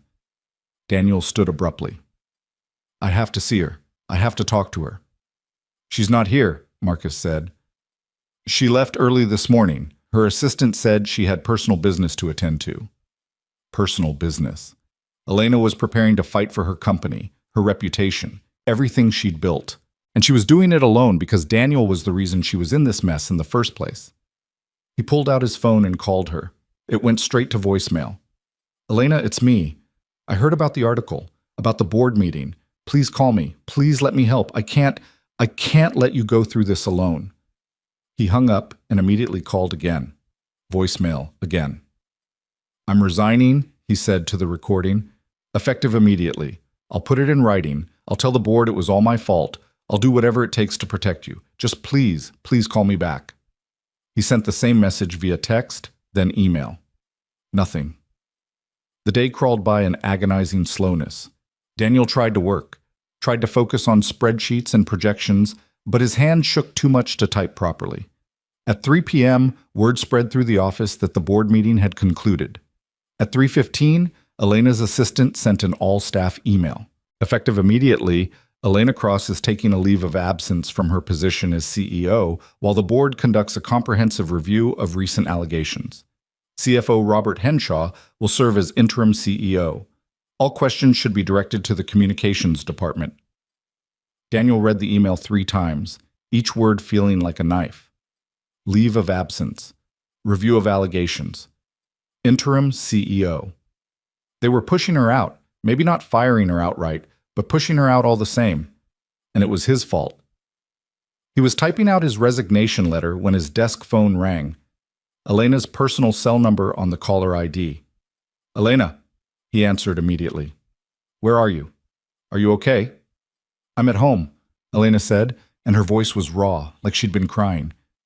"Daniel, we need to talk. Can you come over?" "I'm on my way," Daniel said, already grabbing his coat. He made it to her apartment in record time, breaking at least 3 traffic laws in the process. Elena answered the door looking smaller than he'd ever seen her. No power suit, no perfect hair and makeup, just jeans and a sweatshirt and eyes red from crying. "I'm so sorry," Daniel said the moment he saw her. "Elena, I'm so sorry. This is all my fault." "Stop," Elena said, pulling him inside and closing the door. "This is not your fault. None of this is your fault." "They're forcing you out because of me," Daniel said, "because you cared about me. I should have known better. I should have stayed away from you." Elena took his face in her hands, forcing him to meet her eyes. "Listen to me. I don't regret a single moment of what we've had. Not one. What I regret is that there are people cruel enough and vindictive enough to use it against us." "Who?" Daniel demanded. "Who's doing this?" "Robert Henshaw," Elena said bitterly. "My father's old CFO, the one who thought he should have gotten the CEO position when my father retired. He's been waiting for an opportunity like this for years." "The complaint," Daniel realized. "He filed it." "Can't prove it," Elena said. "But the timing, the level of detail, the leak to the press, it all points to him. He's been building a case against me, gathering evidence, waiting for the perfect moment to strike." "So what do we do?" Daniel asked. "How do we fight this?" Elena dropped her hands, moving away from him to stand by her windows. Always the windows. "The board gave me an ultimatum," she said quietly. "Take a leave of absence and cooperate with their review, or they'll call a vote of no confidence and remove me outright. They said if I can prove that my relationship with you hasn't affected my judgment or compromised the company, they might let me come back." "Then we'll prove it," Daniel said. "We'll show them the restructure documents, the performance reviews, everything that demonstrates we've been professional." "It won't matter," Elena said, her voice defeated. "They've already made up their minds. This leave of absence is just a polite way of pushing me out. In 3 months, maybe 6, they'll announce that I'm stepping down permanently for personal reasons, and Robert will become the permanent CEO." "No," Daniel said fiercely. "I won't let that happen. I'll resign right now. I'll make a statement saying I pursued you, that you did everything right, that—" "Daniel, stop," Elena interrupted, turning to face him. "Your resignation won't change anything. It might even make things worse, make it look like we're trying to cover something up." "Then what?" Daniel asked desperately. "I can't just stand here and watch them destroy you. Tell me what to do." Elena's eyes filled with tears. "There's nothing to do. They've won. Robert's won, and Her voice broke. "I need to let you go." The words hit Daniel like a physical blow. "What?" "I need to let you go," Elena repeated, tears streaming down her face now. "Being with me has already cost you so much. Your privacy, your reputation, your daughter's peace. I can't keep asking you to sacrifice more." "That's my choice to make," Daniel said, moving toward her. "Elena, I love you. I'm not walking away just because things got hard. I love you too, Elena sobbed. That's why I have to do this. That's why I have to protect you and Mia from the fallout of being associated with me. Don't you see? As long as we're together, you'll always be the subordinate employee who slept his way into the CEO's bed. And Mia will always be the daughter of that man. I can't do that to you. I won't. You're not doing anything to us, Daniel insisted, pulling her into his arms despite her protests. They're doing this. Robert Henshaw and whoever else wants to see you fail. But Elena, we can survive this. Together. How? Elena asked against his chest. How do we survive this? I've lost my company. You might lose your job. And Mia, what happens when she goes back to school and the other kids have heard their parents gossiping? What happens when she asks you why people are saying mean things about her daddy and the pretty lady? Daniel held her tighter, his own eyes burning. Then I'll tell her the truth, that sometimes people are cruel to those who dare to be happy, and that we didn't do anything wrong. But we did, Elena whispered. We knew the risks, and we did it anyway. We fell in love, Daniel corrected gently.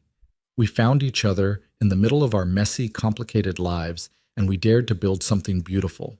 That's not wrong, Elena. That's the bravest thing either of us has ever done. They stood there in her apartment, holding each other while the city lights flickered on below, and Daniel felt Elena's resolve crumbling, felt her lean into him instead of pulling away, felt her hands grip his shirt like she was drowning, and he was the only thing keeping her afloat. I don't know how to fix this, she admitted. I don't know how to make this right. We'll figure it out, Daniel promised. We'll find a way. But Elena, we have to do it together. I can't lose you. I won't. Even if it costs you everything? Elena asked, pulling back to look at him. You are everything, Daniel said simply, and he meant it with his whole heart. Elena kissed him then, desperate and tear-stained and full of all the fear and love and hope they'd been holding back. And Daniel kissed her back, pouring 3 years of grief and 6 weeks of joy and a lifetime of possible tomorrows into the touch of his lips against hers.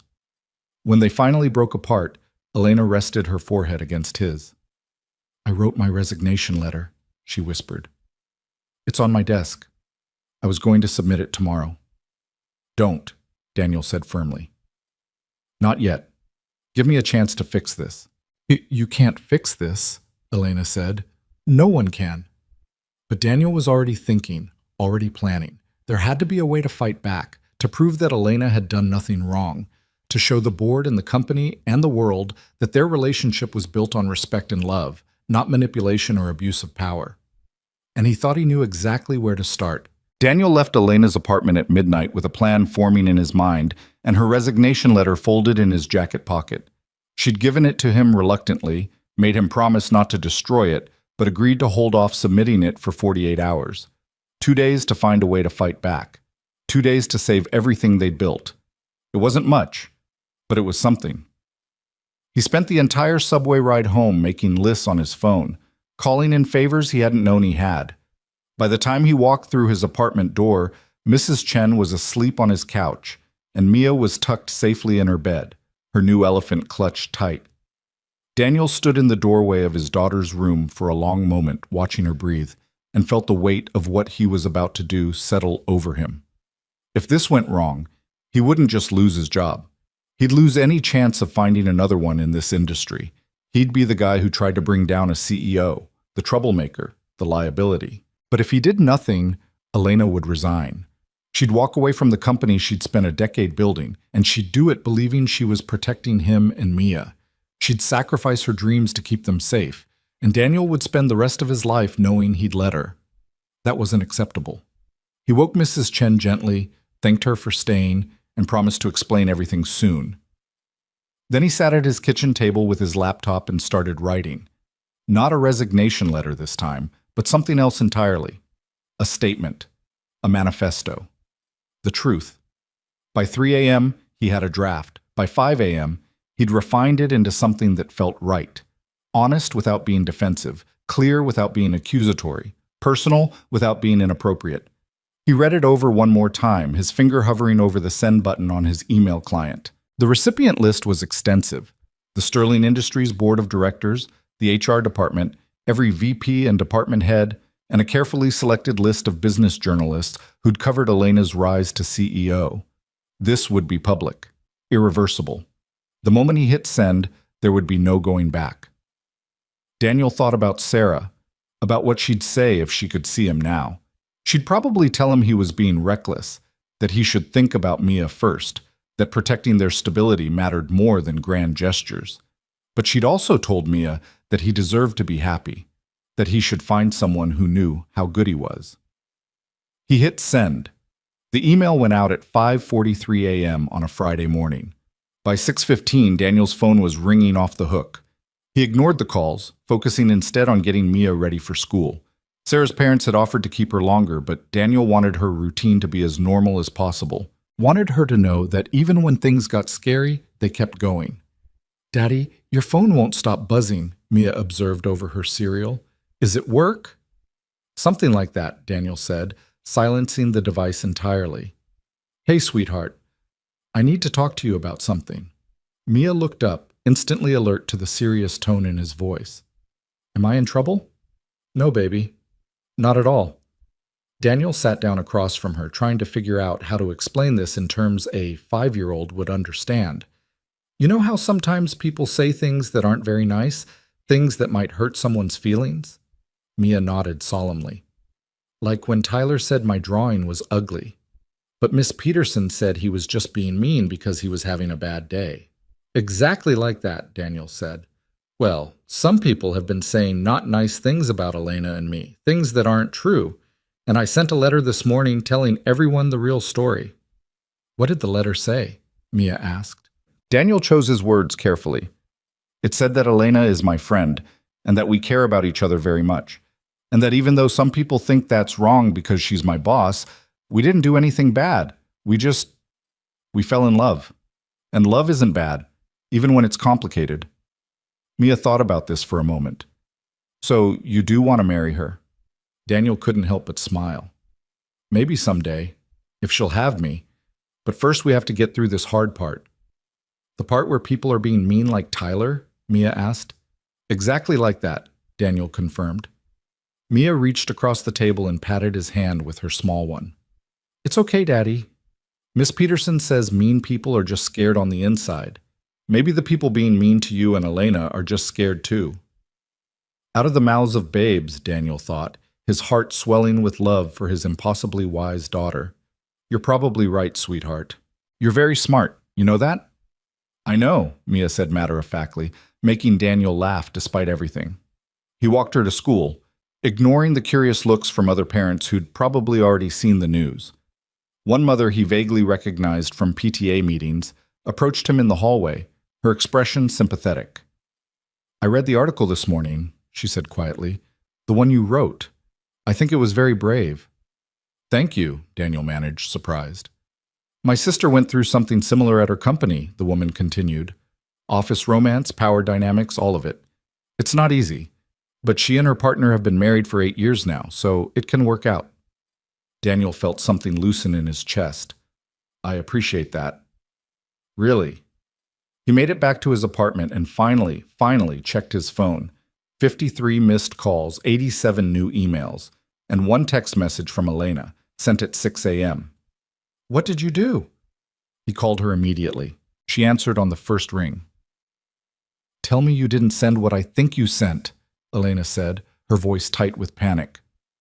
"I sent a statement," Daniel said calmly, "to the board, to HR, and to the press, explaining our relationship, the timeline, and making it very clear that you've acted with complete integrity throughout." "Daniel, you can't unilaterally decide to make this public." "You were going to resign," Daniel said.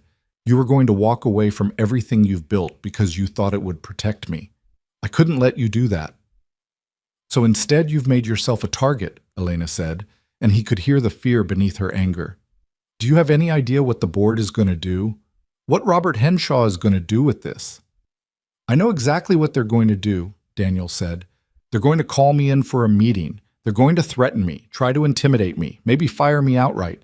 But Elena, I put everything in that statement.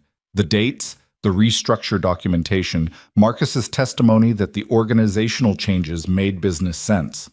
I made it impossible for them to claim you coerced me or manipulated me without calling me a liar. There was silence on the other end of the line.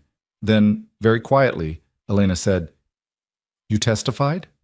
Marcus testified?" "He called me at 7 this morning," Daniel said, "after he read my statement. He said he'd already sent his own letter to the board confirming that the restructure was justified and that he'd witnessed nothing but professional conduct from both of us at work. He's putting his own credibility on the line to back us up." Elena made a sound that was half laugh, half sob. "You're both idiots, brave, wonderful idiots." "We're fighting for you," Daniel said simply, "the way you'd fight for us." "I don't deserve you," Elena whispered. "Yes, you do," Daniel said firmly. "You deserve to keep the company you built. You deserve to be happy, and you deserve someone who's willing to stand up and tell the truth, even when it's terrifying." "What did you say?" Elena asked. "In the statement, what exactly did you tell them?" Daniel pulled up the email on his laptop, reading sections aloud. "I told them that I fell in love with you not because of your position or power, but because of who you are when no one's watching. I told them about the gala, about how you apologized and we established boundaries. I told them about the restructure and how it was your idea to remove the direct reporting relationship before we pursued anything personal. I told them about Mia getting sick and how you showed up at 2 in the morning, not as my boss, but as someone who cared. And I told them that if loving you is grounds for termination, then they should fire me because I'm not going to stop." Elena was crying now. He could hear it in her breathing. "You can't say things like that. You can't. Daniel, you need this job." "I need you more," Daniel said, and he meant it with every fiber of his being. "I need Mia to grow up seeing that her father doesn't run away when things get hard. I need to be able to look at myself in the mirror and know I did the right thing. And I need you to understand that you're worth fighting for." "I'm going to the office," Elena said suddenly, her voice steadying. "If you're going down fighting, then so am I. I'm not hiding in my apartment while you face the board alone." "Elena, you're on leave." "I don't care," she interrupted. "They want to review my conduct? Fine. Let's review it. Let's lay everything out in the open and let them see that we've done nothing wrong. Are you with me?" Daniel smiled, feeling hope bloom in his chest for the first time in days. "Always." "Then meet me at Sterling in 1 hour," Elena said. "And Daniel, thank you for being brave enough for both of us." The Sterling Industries boardroom was exactly as intimidating as Daniel remembered from his one previous visit during his initial hiring process. Massive mahogany table, leather chairs that probably cost more than his monthly rent, windows overlooking the city like a declaration of power. Today, those windows felt less like a symbol of success and more like a reminder of how far there was to fall. Elena sat at the head of the table in her usual spot, wearing a charcoal suit that looked like armor. Her hair was pulled back severely, her makeup perfect, every inch the CEO except for the slight tremor in her hands that only Daniel could see from where he sat 3 chairs down. The board members filed in one by one, 8 men and 2 women, most of them old enough to be Elena's parents, all of them wearing expressions that ranged from concerned to openly hostile. Robert Henshaw came in last, settling into the chair directly across from Elena with a smile that made Daniel's skin crawl. "Thank you all for coming on such short notice," Elena began, her voice steady and professional. "I know we have a lot to discuss." "That's an understatement," said Gerald Morrison, the board chairman and one of her father's oldest friends. "Elena, what were you thinking? A public statement about your personal life? This is a disaster." "With respect, Gerald, the disaster was the anonymous complaint and the leak to the press," Elena said calmly. "Daniel's statement was simply setting the record straight. By confirming that you're involved with an employee," Robert Henshaw interjected smoothly. "An employee who directly benefited from an organizational restructure you implemented. How is that setting anything straight?" "The restructure was implemented before our relationship began," Daniel said, speaking up for the first time. All eyes turned to him, and he forced himself to meet their gazes steadily, and it made legitimate business sense. Marcus Chen can attest to that, as can the performance metrics from the finance department. "Mr. Brooks, while we appreciate your input, this meeting is primarily to address Ms. Cross's conduct," Morrison said, not unkindly.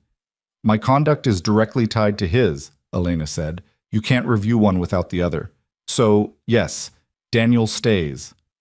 There was a moment of tense silence. Then Morrison sighed and nodded. Very well, let's start with the basics.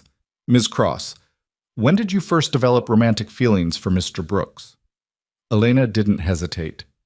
About 7 months ago, roughly a month after he started working here. I didn't act on those feelings. I didn't even acknowledge them to myself for a long time.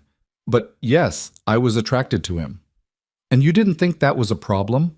Asked Patricia Wells, one of the 2 women on the board. Of course I thought it was a problem, Elena said, which is why I maintained strict professional boundaries. Why I made sure our interactions were always appropriate and witnessed by others. Why I restructured the department specifically to remove the direct reporting relationship before considering whether to pursue anything personal. Convenient timing, Robert Henshaw muttered. Elena's eyes flashed. It wasn't convenient, Robert. It was ethical. And before you accuse me of manipulating the organization for personal gain, perhaps you should explain why you waited until now to raise concerns about my leadership. Could it possibly be because you've been waiting for an opportunity to undermine me ever since you lost the CEO position to me 7 years ago? The room went very quiet. Robert's face flushed red. That's a serious accusation, Morrison said carefully. It's the truth, Elena said. Robert has opposed nearly every major decision I've made since becoming CEO. He's questioned my judgment in board meetings, undermined my authority with investors, and actively recruited board members to his side. This complaint wasn't about protecting the company from inappropriate behavior. It was about finding ammunition to force me out. You can't prove that, Robert said, but his voice had lost some of its confidence. Actually, I can, Marcus Chen said from the doorway.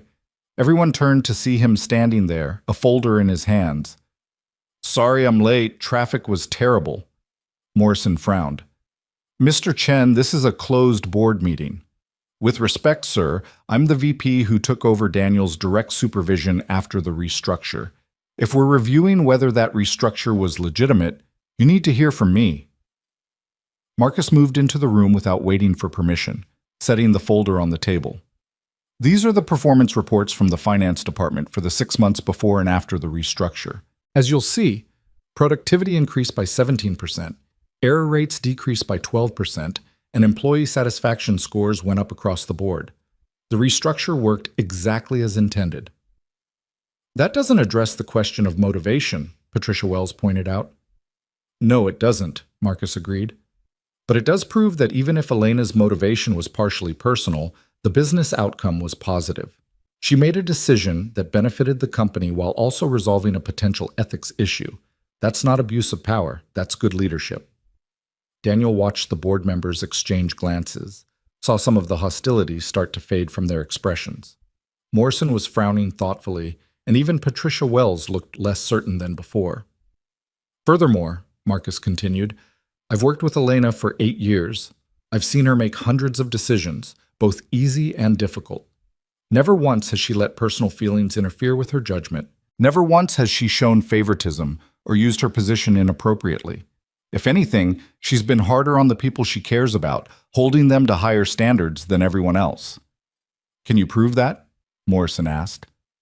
Look at Daniel's performance reviews, Marcus said. Elena hasn't reviewed him directly since the restructure, but I have. He's been evaluated on the same metrics as everyone else, held to the same standards. If anything, he's had to work harder to prove himself because people assume he's getting special treatment. He's not. He's just genuinely good at his job. Elena was staring at Marcus like she'd never seen him before. Why are you doing this? She asked quietly.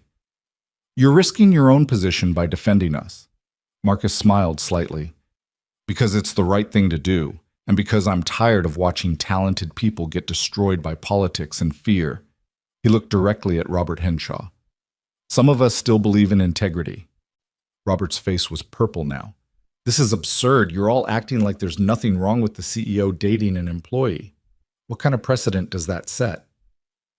The precedent that we're human beings with personal lives, Elena said.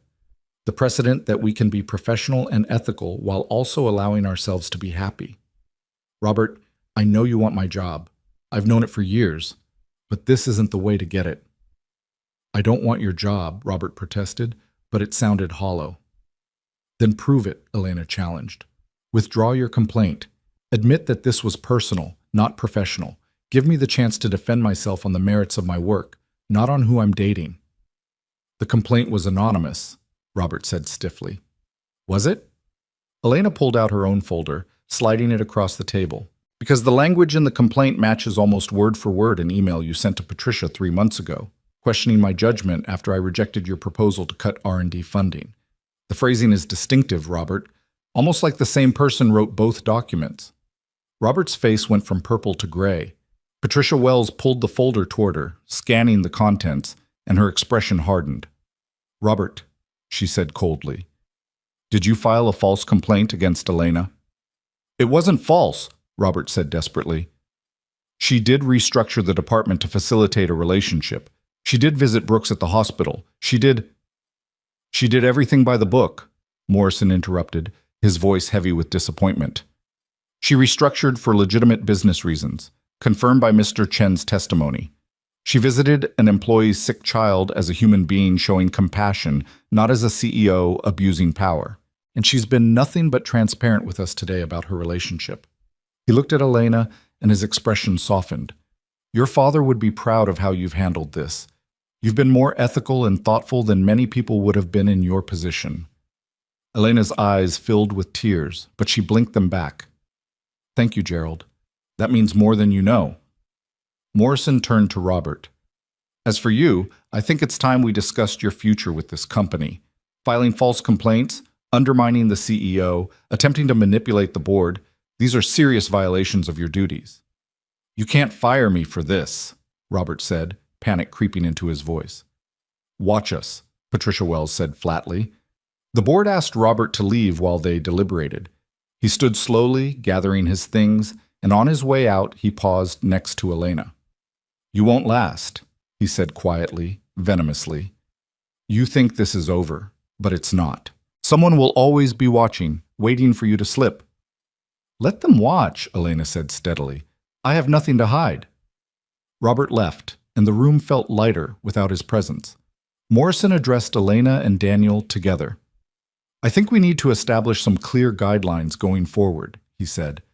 Not because we doubt your integrity, but because we need to protect both of you and the company from future accusations. What kind of guidelines? Daniel asked. For starters, we'll formalize the conflict of interest policy to explicitly address relationships between executives and employees at different levels of the organization, Morrison said.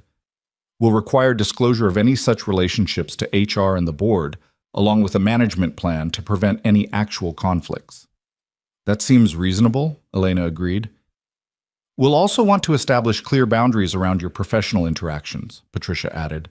No direct supervision, no involvement in performance reviews or compensation decisions for anyone you're personally involved with. Basically, a formalized firewall. Done, Elena said. I'll work with HR to draft the policy myself if needed. Morrison smiled slightly. I don't think that will be necessary. But Elena, I do need to know, are you committed to making this relationship work? Because if this is just a fling, if there's any chance you'll both move on in a few months, it might be easier to end things now rather than go through all of this. Elena looked at Daniel, and he saw everything he felt reflected in her eyes. Fear and hope and determination and love, all mixed together into something beautiful and terrifying. I'm committed, Elena said, still holding Daniel's gaze. Completely. So am I, Daniel added. Morrison nodded. Then let's make this official. Ms. Cross, your leave of absence is rescinded effective immediately. Mr. Brooks, you'll continue reporting to Mr. Chen with no changes to your position or compensation. And both of you will meet with HR by end of week to formalize the disclosure and management plan for your relationship. It was over. Just like that, it was over. Elena stood, and Daniel stood with her. They walked out of the boardroom together, not touching, but close enough that their shoulders almost brushed. The moment they were out of sight of the boardroom, Elena grabbed his hand. We did it, she whispered. We actually did it. You did it, Daniel corrected. You stood up for yourself, for us. We did it together, Elena insisted, and she pulled him into an empty conference room, closing the door behind them. The kiss was different this time. Not desperate or scared, but triumphant. full of relief and joy and the bone-deep certainty that they'd fought for something worth having and won. When they broke apart, both breathing hard, Elena rested her forehead against Daniel's. "I have something to say," she said. "Something I should have said weeks ago." "What is it?" Elena took a breath. "I love you, Daniel Brooks. I love your integrity and your kindness and the way you love your daughter. I love that you made me believe I could have more than just my career. And I love that when things got scary, you didn't run. You stayed and fought, even when it would have been easier to walk away." Daniel's throat was tight.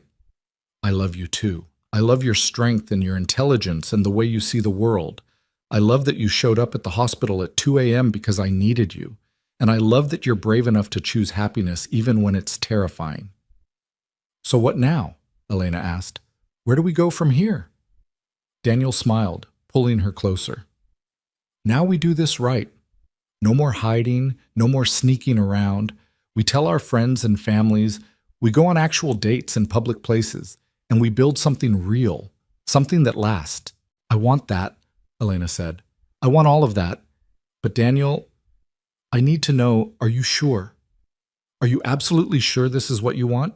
Because once we go public, once everyone knows, there's no going back." "I've never been more sure of anything in my life," Daniel said. "Except maybe Mia. But you're a very close second." Elena laughed, and it was the most beautiful sound Daniel had ever heard. "I'll take second place to your daughter. That's exactly where I should be." "No," Daniel said seriously. "You're not second place. You're part of the same thing. You're part of what makes life worth living. You and Mia both." Elena kissed him again, softer this time, full of promise. "Take me to meet her," she said. "Properly, I mean. Not in a hospital room, but in your home. Let me see your life, your world. Let me be part of it." "Are you sure?" Daniel asked. "It's messy and chaotic, and there are toys everywhere, and—" "I'm sure," Elena said firmly. "I want the mess. I want the chaos. I want the real life, not the polished version." So that evening, Daniel brought Elena home to his small apartment where Mia was waiting with Mrs. Chen. He'd called ahead to warn them, to make sure Mia was ready, and when they walked through the door, his daughter was practically vibrating with excitement. "You came!" Mia exclaimed, running to Elena. "Daddy said you were coming, but I wasn't sure if you really would." Elena crouched down to Mia's level, her expensive suit wrinkling on the worn carpet, and smiled. "I wouldn't miss it. I brought something for you, if that's okay." She pulled out the book from the hospital, the one about the brave little girl. "I thought maybe we could finish this together, since you fell asleep before we got to the end." Mia's face lit up. "Yes! Can we read it now? Daddy, can Elena stay for dinner?" Daniel looked at Elena, saw the hope and nervousness in her eyes, and smiled. "If she wants to, absolutely." "I want to," Elena said softly. They ordered pizza because Daniel's cooking skills were limited, and Elena admitted she'd never actually made a meal in her life that didn't come from a restaurant or a catering company. They ate at the small kitchen table with Mia between them, and Elena listened with genuine interest as Mia told elaborate stories about her day at school, complete with dramatic reenactments. After dinner, they read the book together on the couch, Mia in the middle, Daniel on one side, Elena on the other. Elena did all the voices again, making Mia giggle and Daniel's heart expand until it felt too big for his chest. When it was time for Mia's bath, Elena offered to help, and Daniel watched from the doorway as she proved surprisingly competent at wrangling a 5-year-old into pajamas and brushing her teeth. "You're good at this," he said quietly. "I'm terrified," Elena admitted, "but she makes it easy." At bedtime, Mia asked if Elena would tuck her in, and Elena looked so honored and overwhelmed that Daniel had to turn away to hide his smile. "Good night, sweetheart," Elena said, pulling the blanket up to Mia's chin. "Thank you for letting me be here tonight." "You can come back any time," Mia said seriously. "Daddy's happier when you're here. He smiles more." Elena glanced at Daniel, her eyes bright. "Then I'll definitely come back." "Good," Mia said, then yawned. "Elena, can I ask you something?" "Of course." "If you and Daddy get married, can I call you Mom? Or would that make you sad because you're not my real mom?" Elena's breath caught, and Daniel saw tears slip down her cheeks. "Oh, sweetheart, I would be honored if you wanted to call me that. So honored. But we don't have to decide anything now, okay? We can take our time and figure out what feels right. Okay, Mia said, already half asleep. But I think I want to. Because you're nice, and you do good voices, and you make Daddy happy. Daniel had to leave the room then, had to press his fist against his mouth to keep from making a sound. Elena found him in the hallway a few minutes later, and they held each other while their daughter, slept peacefully in the next room. Is this real? Elena whispered. Is this really happening? It's real, Daniel promised. This is our life now, messy and complicated and absolutely perfect. And standing there in the narrow hallway of his small apartment, holding the woman he loved while their daughter dreamed, Daniel finally understood what Sarah had meant, what she'd wanted for him. Not just survival, not just getting through each day, but this, love and family, and the courage to build something new from the broken pieces of what came before. This was living, and it was more than he'd ever dared to hope for. The investigation officially closed 3 weeks later with a formal statement from the board exonerating Elena of all allegations and announcing Robert Henshaw's resignation for conduct unbecoming of an executive officer. The business press picked up the story, of course, but the narrative had shifted. Instead of scandal, it was a story about integrity and transparency, about a CEO who'd chosen honesty over expediency. Daniel still got looks in the office, curious glances, whispered conversations that stopped when he walked by, but they felt different now. Less judgmental, more curious. And when Marcus threw his arm around Daniel's shoulders one morning and announced loudly that anyone who had a problem with Daniel or Elena could take it up with him personally, the whispers stopped altogether. Elena returned to work with quiet determination, throwing herself into a new product launch that she claimed would revolutionize the industry. Daniel watched her in meetings, saw the fire back in her eyes, the confidence in her voice, and fell in love with her all over again. But the real shift happened outside the office, in the small moments that built a life together. Elena started coming to dinner at Daniel's apartment twice a week, then 3 times. Then she stopped going home some nights, and Daniel would wake up to find her making coffee in his kitchen, still wearing his old college t-shirt and looking impossibly beautiful in the morning light. I can't make breakfast, she admitted one Saturday morning, staring helplessly at the eggs Daniel had set out. I don't even know where to start. That's okay, Daniel said, wrapping his arms around her from behind. I'll teach you. We have time. And they did have time. For the first time in years, Daniel felt like he had all the time in the world. Time to teach Elena how to make pancakes. Time to watch terrible movies on the couch with Mia between them. Time to build something that felt like forever. Mia adapted to Elena's presence with the easy acceptance of childhood. She started calling her Lena without prompting, a nickname that made Elena's eyes go soft every time she heard it. She dragged Elena to school events and insisted she sit next to Daniel at the winter concert. She drew pictures of the 3 of them together, stick figures holding hands under a too bright sun, and stuck them proudly on the refrigerator. Is this what family looks like now? Mia asked one night as Elena helped her with homework at the kitchen table. Elena glanced at Daniel, who was washing dishes, then back at Mia. I think so. Is that okay with you? It's good, Mia said seriously. I like having you here. It feels right. It feels right to me too, Elena said softly. But not everything was easy. There were moments when Elena's inexperience with children showed, when she spoke to Mia like a small adult instead of a 5-year-old and had to be gently redirected. There were nights when Daniel's grief for Sarah rose up unexpectedly, and he had to explain through tears that loving Elena didn't mean he'd stopped loving his late wife.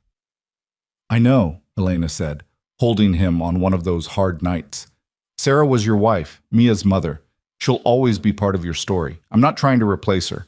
I'm just trying to be part of what comes next. You are, Daniel promised. You're the best part. They met each other's families over the holidays. Elena's father turned out to be gruff but kind, shaking Daniel's hand with a grip that could crush stone and telling him that anyone who could make his daughter smile like that was all right in his book. Sarah's parents were harder, viewing Elena with obvious skepticism, until Mia climbed into Elena's lap during dinner and started telling her grandmother that Lena was teaching her how to be brave like the girl in their book. She's good for you, Sarah's mother said to Daniel later, her voice thick with emotion. Sarah would have liked her. She would have wanted this for you. Daniel had to excuse himself to the bathroom to pull himself together. The new year brought changes. The board approved Elena's product launch, and suddenly, Sterling Industries was making headlines for innovation instead of scandal. Daniel got promoted to Director of Financial Strategy, a position that Marcus insisted he'd earned entirely on merit, even though the timing felt suspicious. "Stop overthinking it," Marcus said when Daniel tried to refuse the promotion. "You're good at your job. You've been good at it since day one. The fact that you're dating the CEO doesn't change that. It complicates it, though," Daniel argued. "Everything worth having is complicated," Marcus said. "Take the promotion. You've earned it." So Daniel took the promotion, and with it came a salary that meant he could finally stop worrying quite so much about money. He could afford a better apartment, could start saving for Mia's college fund, could breathe without constantly calculating how many weeks the savings would last. "I want you to move in with me," Elena said one night in February, the words tumbling out over dinner at her apartment. "Both of you. I want to wake up with you every morning and come home to you every night. I want to be part of the bedtime routine and the school drop-offs and all the boring, beautiful minutiae of life." Daniel set down his fork carefully. "That's a big step." "I know," Elena said. "And if you're not ready, I understand. But Daniel, I'm ready. I'm so ready to stop living in two separate places and pretending we're not building something permanent here." "What about Mia?" Daniel asked. "This is her home. Everything she remembers of her mother is in that apartment." "Then we bring it with us," Elena said simply. "The photos, the drawings, the memories. We create a space that honors Sarah while making room for what we're building together. And if Mia's not ready, if she needs more time, then we wait." They asked Mia that weekend, sitting her down at the kitchen table with the seriousness the conversation deserved. "How would you feel about moving to a new place?" Daniel asked. "A bigger place, with your own room and space for all your things?" Mia's eyes went wide. "With Lena?" "Yes, with Lena," Elena confirmed. "If that's something you'd want." Mia thought about it, her face scrunched in concentration. "Would I have to change schools?" "No," Daniel said. "We'd still be in the same neighborhood. You'd go to the same school, see the same friends." "And could we bring Mommy's pictures?" Elena reached across the table to take Mia's hand. "We'd bring everything that's important to you. Your mommy will always be part of our family, sweetheart. Always." Mia nodded slowly. "Then I think yes. I think I'd like that." They moved in April into a spacious 3-bedroom apartment in Elena's building with windows that overlooked the park. Mia's room was painted her favorite shade of purple, and they hung Sarah's photos in the hallway where everyone could see them. The living room became a comfortable chaos of Mia's toys and Elena's books and Daniel's worn furniture that Elena insisted they keep because it felt like home. "This is good," Elena said one night, standing in the doorway of Mia's room and watching Daniel read bedtime stories. "This is everything I didn't know I needed."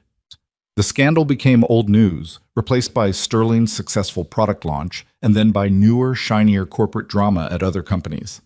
People stopped asking Daniel what it was like to date the CEO, and started asking him for his opinion on financial projections. Elena stopped being introduced as the CEO who dated an employee, and went back to being introduced as one of the most innovative tech leaders of her generation. They found their rhythm. Mornings were chaos as they got Mia ready for school. Evenings were homework and dinner and family time. Weekends were a mix of lazy mornings and adventures around the city. Elena learned to make grilled cheese sandwiches and considered it a major accomplishment. Daniel learned to navigate board dinners and investor meetings with the same grace he brought to parent-teacher conferences. But the moment that changed everything came 6 months after they moved in together, on an ordinary Tuesday afternoon. Daniel was working from home, buried in spreadsheets, when his phone rang. Mia's school, calling to say she'd fallen on the playground and needed to be picked up. Nothing serious, just a scraped knee and some tears, but could someone come get her? "I'm on my way," Daniel said, already grabbing his keys. "I'm closer." Elena's voice came from the doorway. She was home early for once, and she was already putting on her shoes. "Let me go. You finish your work." Daniel hesitated. This was parent territory, the kind of thing he'd always handled alone. "You don't have to." "I want to," Elena said firmly. "She's scared and she's hurt and she needs someone. Let me be that someone." So Daniel watched from the window as Elena rushed out, and 40 minutes later she returned with Mia on her hip, the scraped knee bandaged, and Mia's tears dried. "Lena got me ice cream," Mia announced proudly, "and she told the nurse that she was my mom." Elena looked at Daniel, uncertainty in her eyes. "I hope that was okay. They asked who I was, and it came out. I can call back and clarify if—" "It's okay," Daniel said, his voice rough with emotion. "It's more than okay." That night, after Mia was asleep, Daniel found Elena on the balcony, staring out at the city lights. "I need to ask you something," he said, joining her, "and I need you to be completely honest." Elena turned to face him, worry creasing her forehead. "Okay. Are you happy?" Daniel asked. "Really happy? Because this life, it's not glamorous. It's scraped knees and bedtime negotiations and sometimes eating cereal for dinner because everyone's too tired to cook. It's not board meetings and power suits and changing the world." "It's better," Elena said without hesitation. "It's so much better. Daniel, I spent my whole life thinking success meant building an empire, being the smartest person in the room, never showing weakness. And I was good at it. But I was also lonely and scared and convinced that needing anyone was a failure." She took his hands, lacing their fingers together. "This life, coming home to you and Mia, making terrible grilled cheese, helping with homework, kissing scraped knees, this is the success I didn't know I was looking for. This is what changes the world. Not products or profit margins, but love, family, building something that lasts." Daniel pulled her close, resting his chin on top of her head. "I'm going to ask you to marry me," he said quietly. "Soon. But I need you to be sure first. I need you to know what you're signing up for." "I'm sure," Elena said. "I've been sure since you stopped me from making a terrible mistake at the gala. Since you told me that if I were sober, you'd make the first move. I've been sure since you showed up at the board meeting and fought for us when it would have been easier to walk away." "I'm sure too," Daniel said. "I'm terrified, but I'm sure." Elena pulled back to look at him, her eyes bright. "Then ask me. Right now, ask me." "I don't have a ring," Daniel protested. "I don't need a ring," Elena said. "I just need you." So Daniel dropped to one knee on their balcony, in his sweatpants and old t-shirt, with the city spread out below them and their daughter sleeping safely inside, and he asked Elena Cross to marry him. "I don't have a speech prepared," he said. "I don't have a perfect plan or a romantic setting. But I love you. I love the way you love Mia like she's your own. I love how you burn grilled cheese and don't care. I love that you're brave enough to choose this life with us, even though it's messy and complicated and sometimes really hard. Will you marry me? Will you be my wife and Mia's mother and the person I build the rest of my life with?" Elena was crying, laughing, pulling him to his feet and kissing him all at once. "Yes," she said between kisses. "Yes, yes, yes, 1,000 times yes." They told Mia the next morning over pancakes, the ones Elena had finally learned to make without burning. "We have something to tell you," Daniel said, and Mia looked up from drowning her breakfast in syrup. "Are you getting married?" she asked immediately. Elena laughed. "How did you know?" "Because you've been looking at each other all funny," Mia said, "like people do on TV before they get married, and Daddy's been acting weird for days." "I have not," Daniel protested, but Elena was giggling and Mia was giving him a look that suggested she saw right through him. "So, yes," Elena confirmed, "we're getting married. How do you feel about that?" Mia considered this seriously. "Will I get to wear a fancy dress?" "The fanciest dress you want," Elena promised. "And can I call you Mom instead of Lena?" Elena's breath caught. "If that's what you want, sweetheart, but only if you're comfortable with it. There's no rush." "I'm comfortable," Mia said, "because you're already kind of my mom anyway. You just didn't have the official title yet." Daniel had to turn away, overwhelmed by the simple truth of his daughter's words. Elena was already Mia's mother in all the ways that mattered, in the bedtime stories and the scraped knees and the fierce protective love that had grown between them. They got married in June at a small ceremony in Central Park, surrounded by family and friends and everyone who'd supported them through the hard times. Mia was the flower girl, wearing the fanciest dress in existence and taking her job very seriously. Marcus was Daniel's best man, giving a speech about integrity and courage that had half the guests in tears. Elena's father walked her down the aisle, and when he placed her hand in Daniel's, he said quietly, "Take care of my girl." "Always," Daniel promised. The ceremony was simple and honest, just like their relationship. They wrote their own vows, and when Elena promised to love Mia as her own daughter, to honor Sarah's memory while building new traditions, to choose courage over fear every single day, there wasn't a dry eye in the audience. Daniel promised to see Elena, not the CEO, not the title, just Elena, every single day for the rest of their lives. To build a life that balanced ambition and family, success and happiness, the world they worked in, and the world they came home to. "I promise to make the first move," he said, making Elena laugh through her tears. "Always, even when it's scary." They kissed while their friends and family cheered, and Mia threw flower petals with enthusiastic abandon, and somewhere in the warm June sunshine, Daniel felt like maybe Sarah was there too, smiling at the family they'd built from broken pieces and brave choices. The reception was at a restaurant near their apartment, intimate and joyful. Elena danced with Mia, both of them laughing as they spun in circles. Daniel danced with Sarah's mother, who told him again that her daughter would have loved Elena, would have been so happy he'd found someone who made him smile like that. Later, when the party was winding down and Mia had fallen asleep on Marcus's shoulder, Daniel and Elena stepped outside for a moment of quiet. "How are you feeling, Mrs. Brooks?" Daniel asked, pulling her close.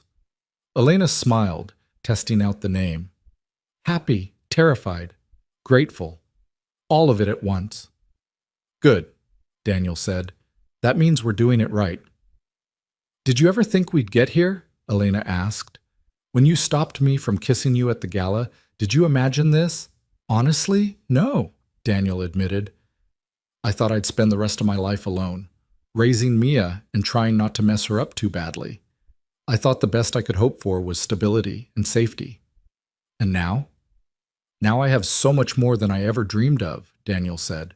"I have love and family and a partner who makes me want to be braver than I am. I have you." Elena kissed him softly. "We have each other, and we have Mia, and we have time to build something beautiful. Together," Daniel said. "Together," Elena agreed.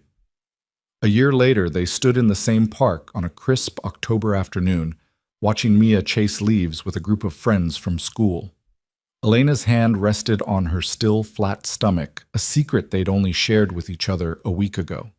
In 6 months, Mia would be a big sister, and their family would grow in ways they were both excited and terrified to explore.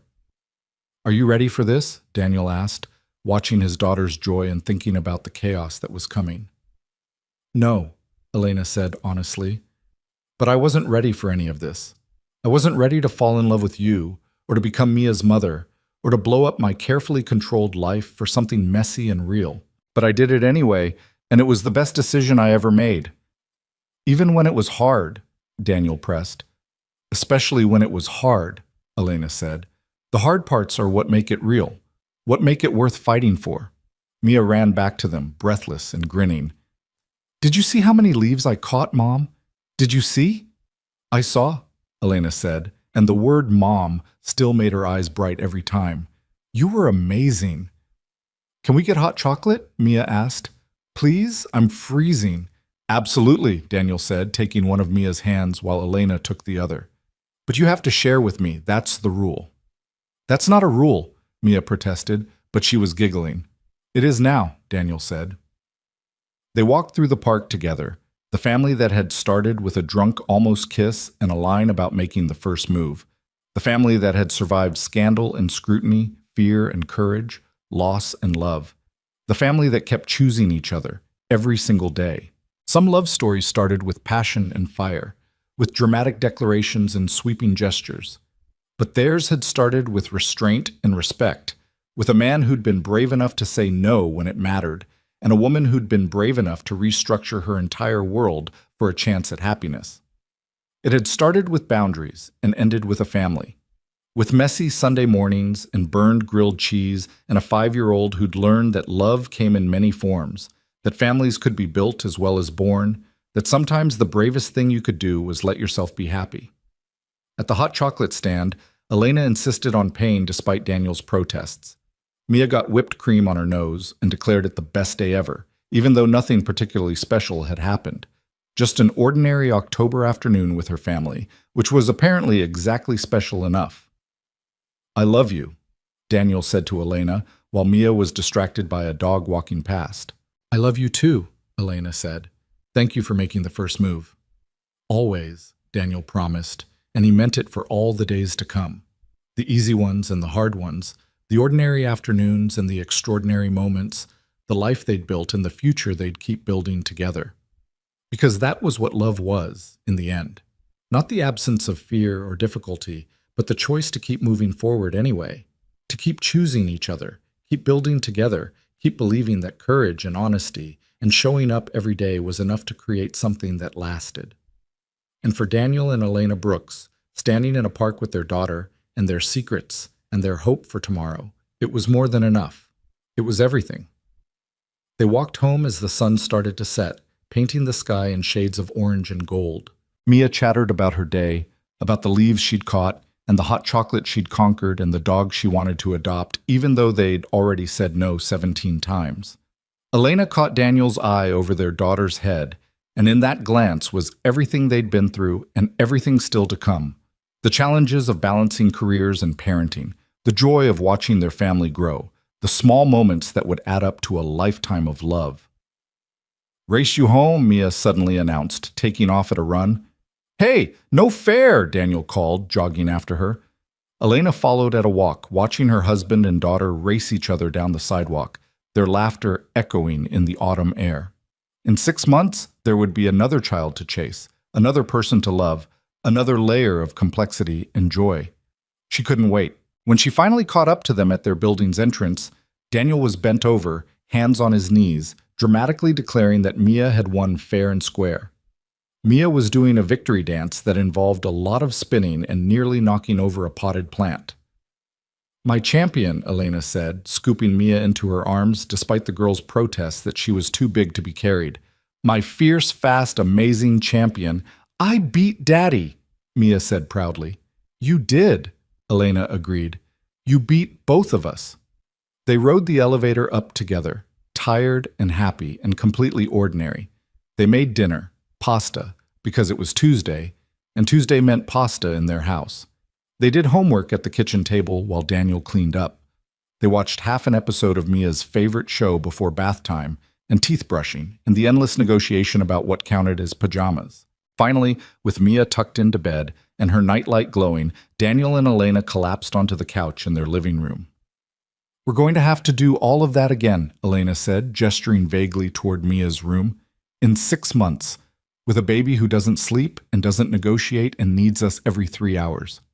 "I know," Daniel said, pulling her close. "And we're going to be exhausted and overwhelmed and probably question our sanity multiple times." "Probably," Daniel agreed. "And somehow," Elena said softly, "I can't wait." "How is that possible?" Daniel kissed the top of her head. "Because we're building something worth being exhausted for. Because family is messy and hard and the most important thing we'll ever do." "When did you get so wise?" Elena asked. "I learned from the best," Daniel said. "A very smart CEO taught me that the hard parts are what make it real." Elena laughed, tilting her face up to kiss him properly. "I think I'm going to like being married to you, Daniel Brooks." "Good," Daniel said, "because you're stuck with me now." "Best decision I ever made," Elena murmured, settling against his chest. They sat there in the quiet of their home, listening to the sounds of the city outside and their daughter's soft breathing from down the hall.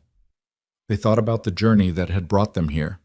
From a drunk, almost kiss, to a boardroom battle, to this moment of perfect, ordinary peace. It hadn't been easy. It hadn't been simple. But it had been worth every difficult conversation, every moment of fear, every choice to be brave instead of safe. Because this was what it meant to truly live.